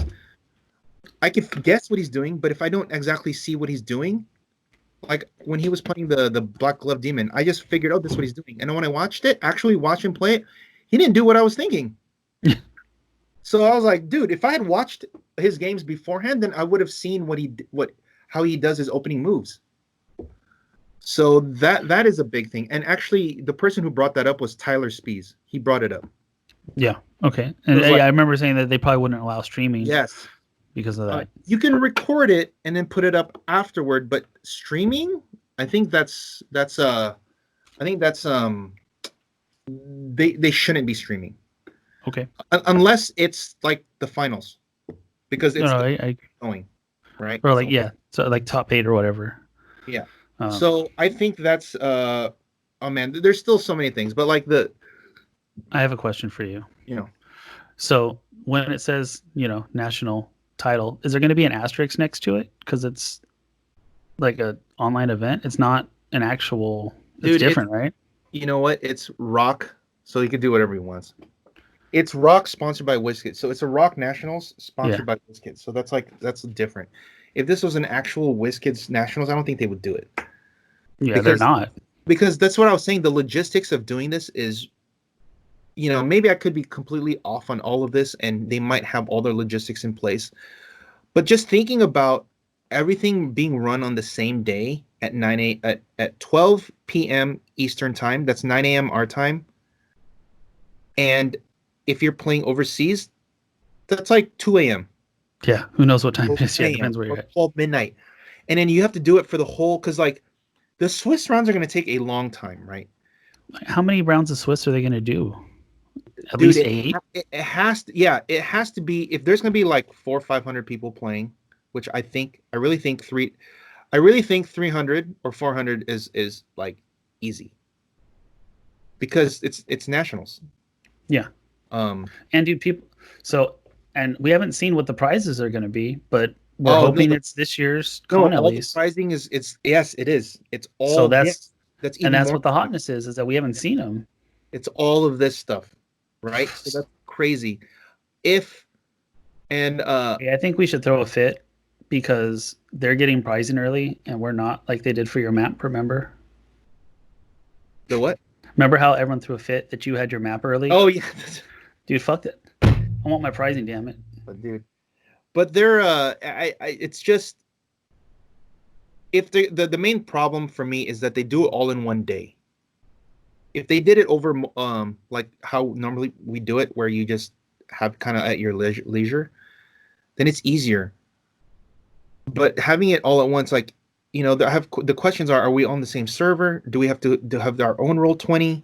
What is this? Like, our mocks were pretty efficient. Mm-hmm. It takes about just under 4 hours to get 3 rounds done. Yeah. Like 3.5 is my usual average. Yeah. But it could go up to 4 hours if like there's some technical difficulties, which we know there will be in this. Always. So if 3 rounds takes 4 hours, let's say, 6 rounds is going to take 8 hours. That's a long time. That's a long time, right? 8 hours is a long time. And yeah, so what if someone like gets disconnected from Discord? Do they just automatically get dropped from the event? Yeah. Because of technical difficulties? Yes, because we've run into. So Dan's having technical difficulties. His computer craps out. Is he automatically dropped from the event? Like there's so many things that I don't get it, man. Or like, hey, my images aren't uploading. What am I gonna do? Because like with the mocks, like, just from my personal experience, if people are having technical difficulties, I have leeway time. I have flexibility that I can give people a little extra time if they need, and if not, okay, that sucks. I'm sorry. And you know what? $5. And you know what?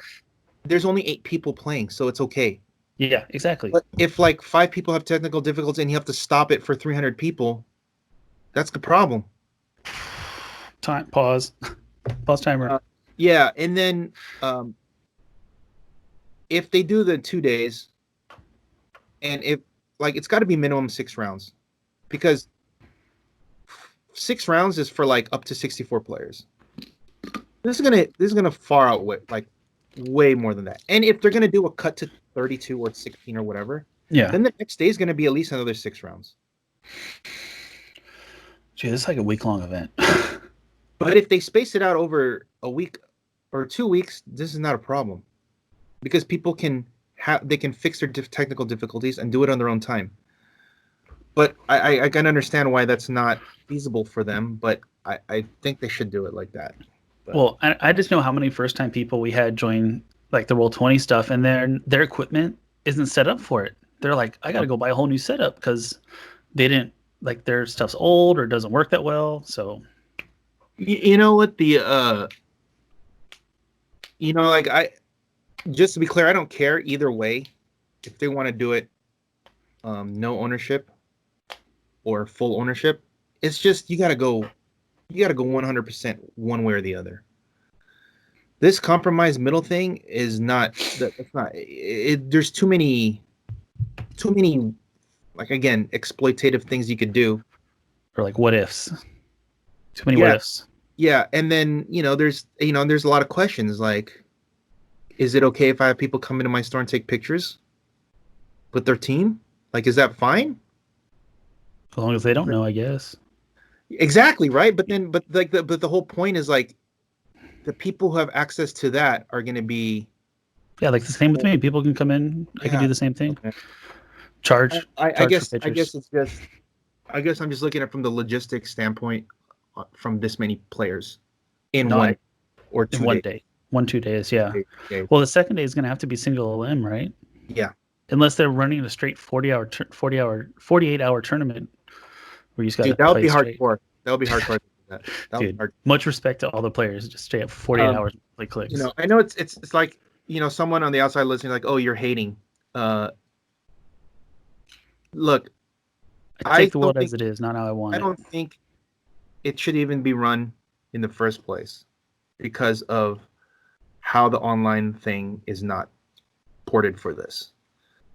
But if you are going to do it, you got to do it the way that it has been successful, and that's doing it over the 2 weeks or a week or however long you want to do it.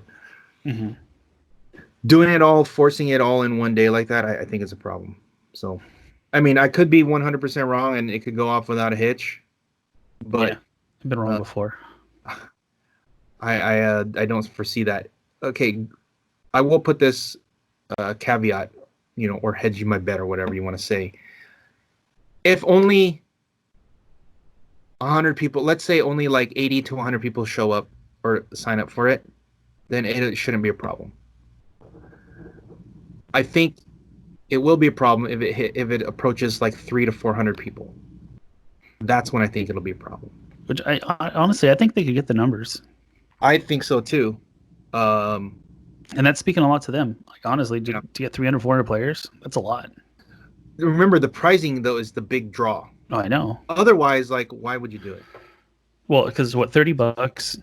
Yeah, that's what I mean, right? You're paying like $30. That's a lot. So that might price some people out. But if it means you have a shot at the top 32 at getting those all the new con stuff, like, you should do it. I think they're gonna get more people in teams, to be honest. Because it's what, Extreme Highlander, right? Extreme Highlander, which is kind of cool. So very nifty, yeah. Yeah, but, so, best of luck, and hopefully everything runs smoothly. I guess we'll see when people start submitting all their stuff and see if it is as easy as they make it. I haven't seen them say they're taking signups yet or anything, so. They should be taking signups in like yesterday, because if there is going to be this many people, they're going to need all the time to verify. Yeah. Yeah, I don't see. Yeah. So, all right. Well, I mean, I guess it's in a wait and see, right? Yeah. That's all we can do. Is there anything else you wanted? That's all I got, man. Yeah. Where's it? Got to put some more. We got to do the map thing, and we got to do the voting. The map, and also the and when we're actually gonna do the next bronze online. So we have to figure that out. So. Yeah, I've had some people asking already. It's just been kind of crazy because we're trying to slot it in, but there's too many things going on. Yeah, other things keep popping up. Online tournaments and stuff. So, okay, well, that's it. I know it's, I don't want to be a downer or anything, but just looking at it from a realistic point of view. Maybe they do have all of the logistics down, and I just don't know. But seeing as we've run online events and I've run actual large events where there are a bunch of people, more than 100 people, you got to have everything in place. And I just personally, I just don't want to hear the story of somebody getting a pass because they were tight with somebody. Because it's happened 2 years when I was the judge. So take it for what that's worth. So yeah, probably wasn't the last. Probably won't be or probably wasn't the first. Probably won't be the last. Yeah. All right. Well then, yeah. Yes. Until next time, guys. When in doubt, perplex the attack. Don't forget to practice rolling your dice, guys. Take it easy. Shake it, Cali.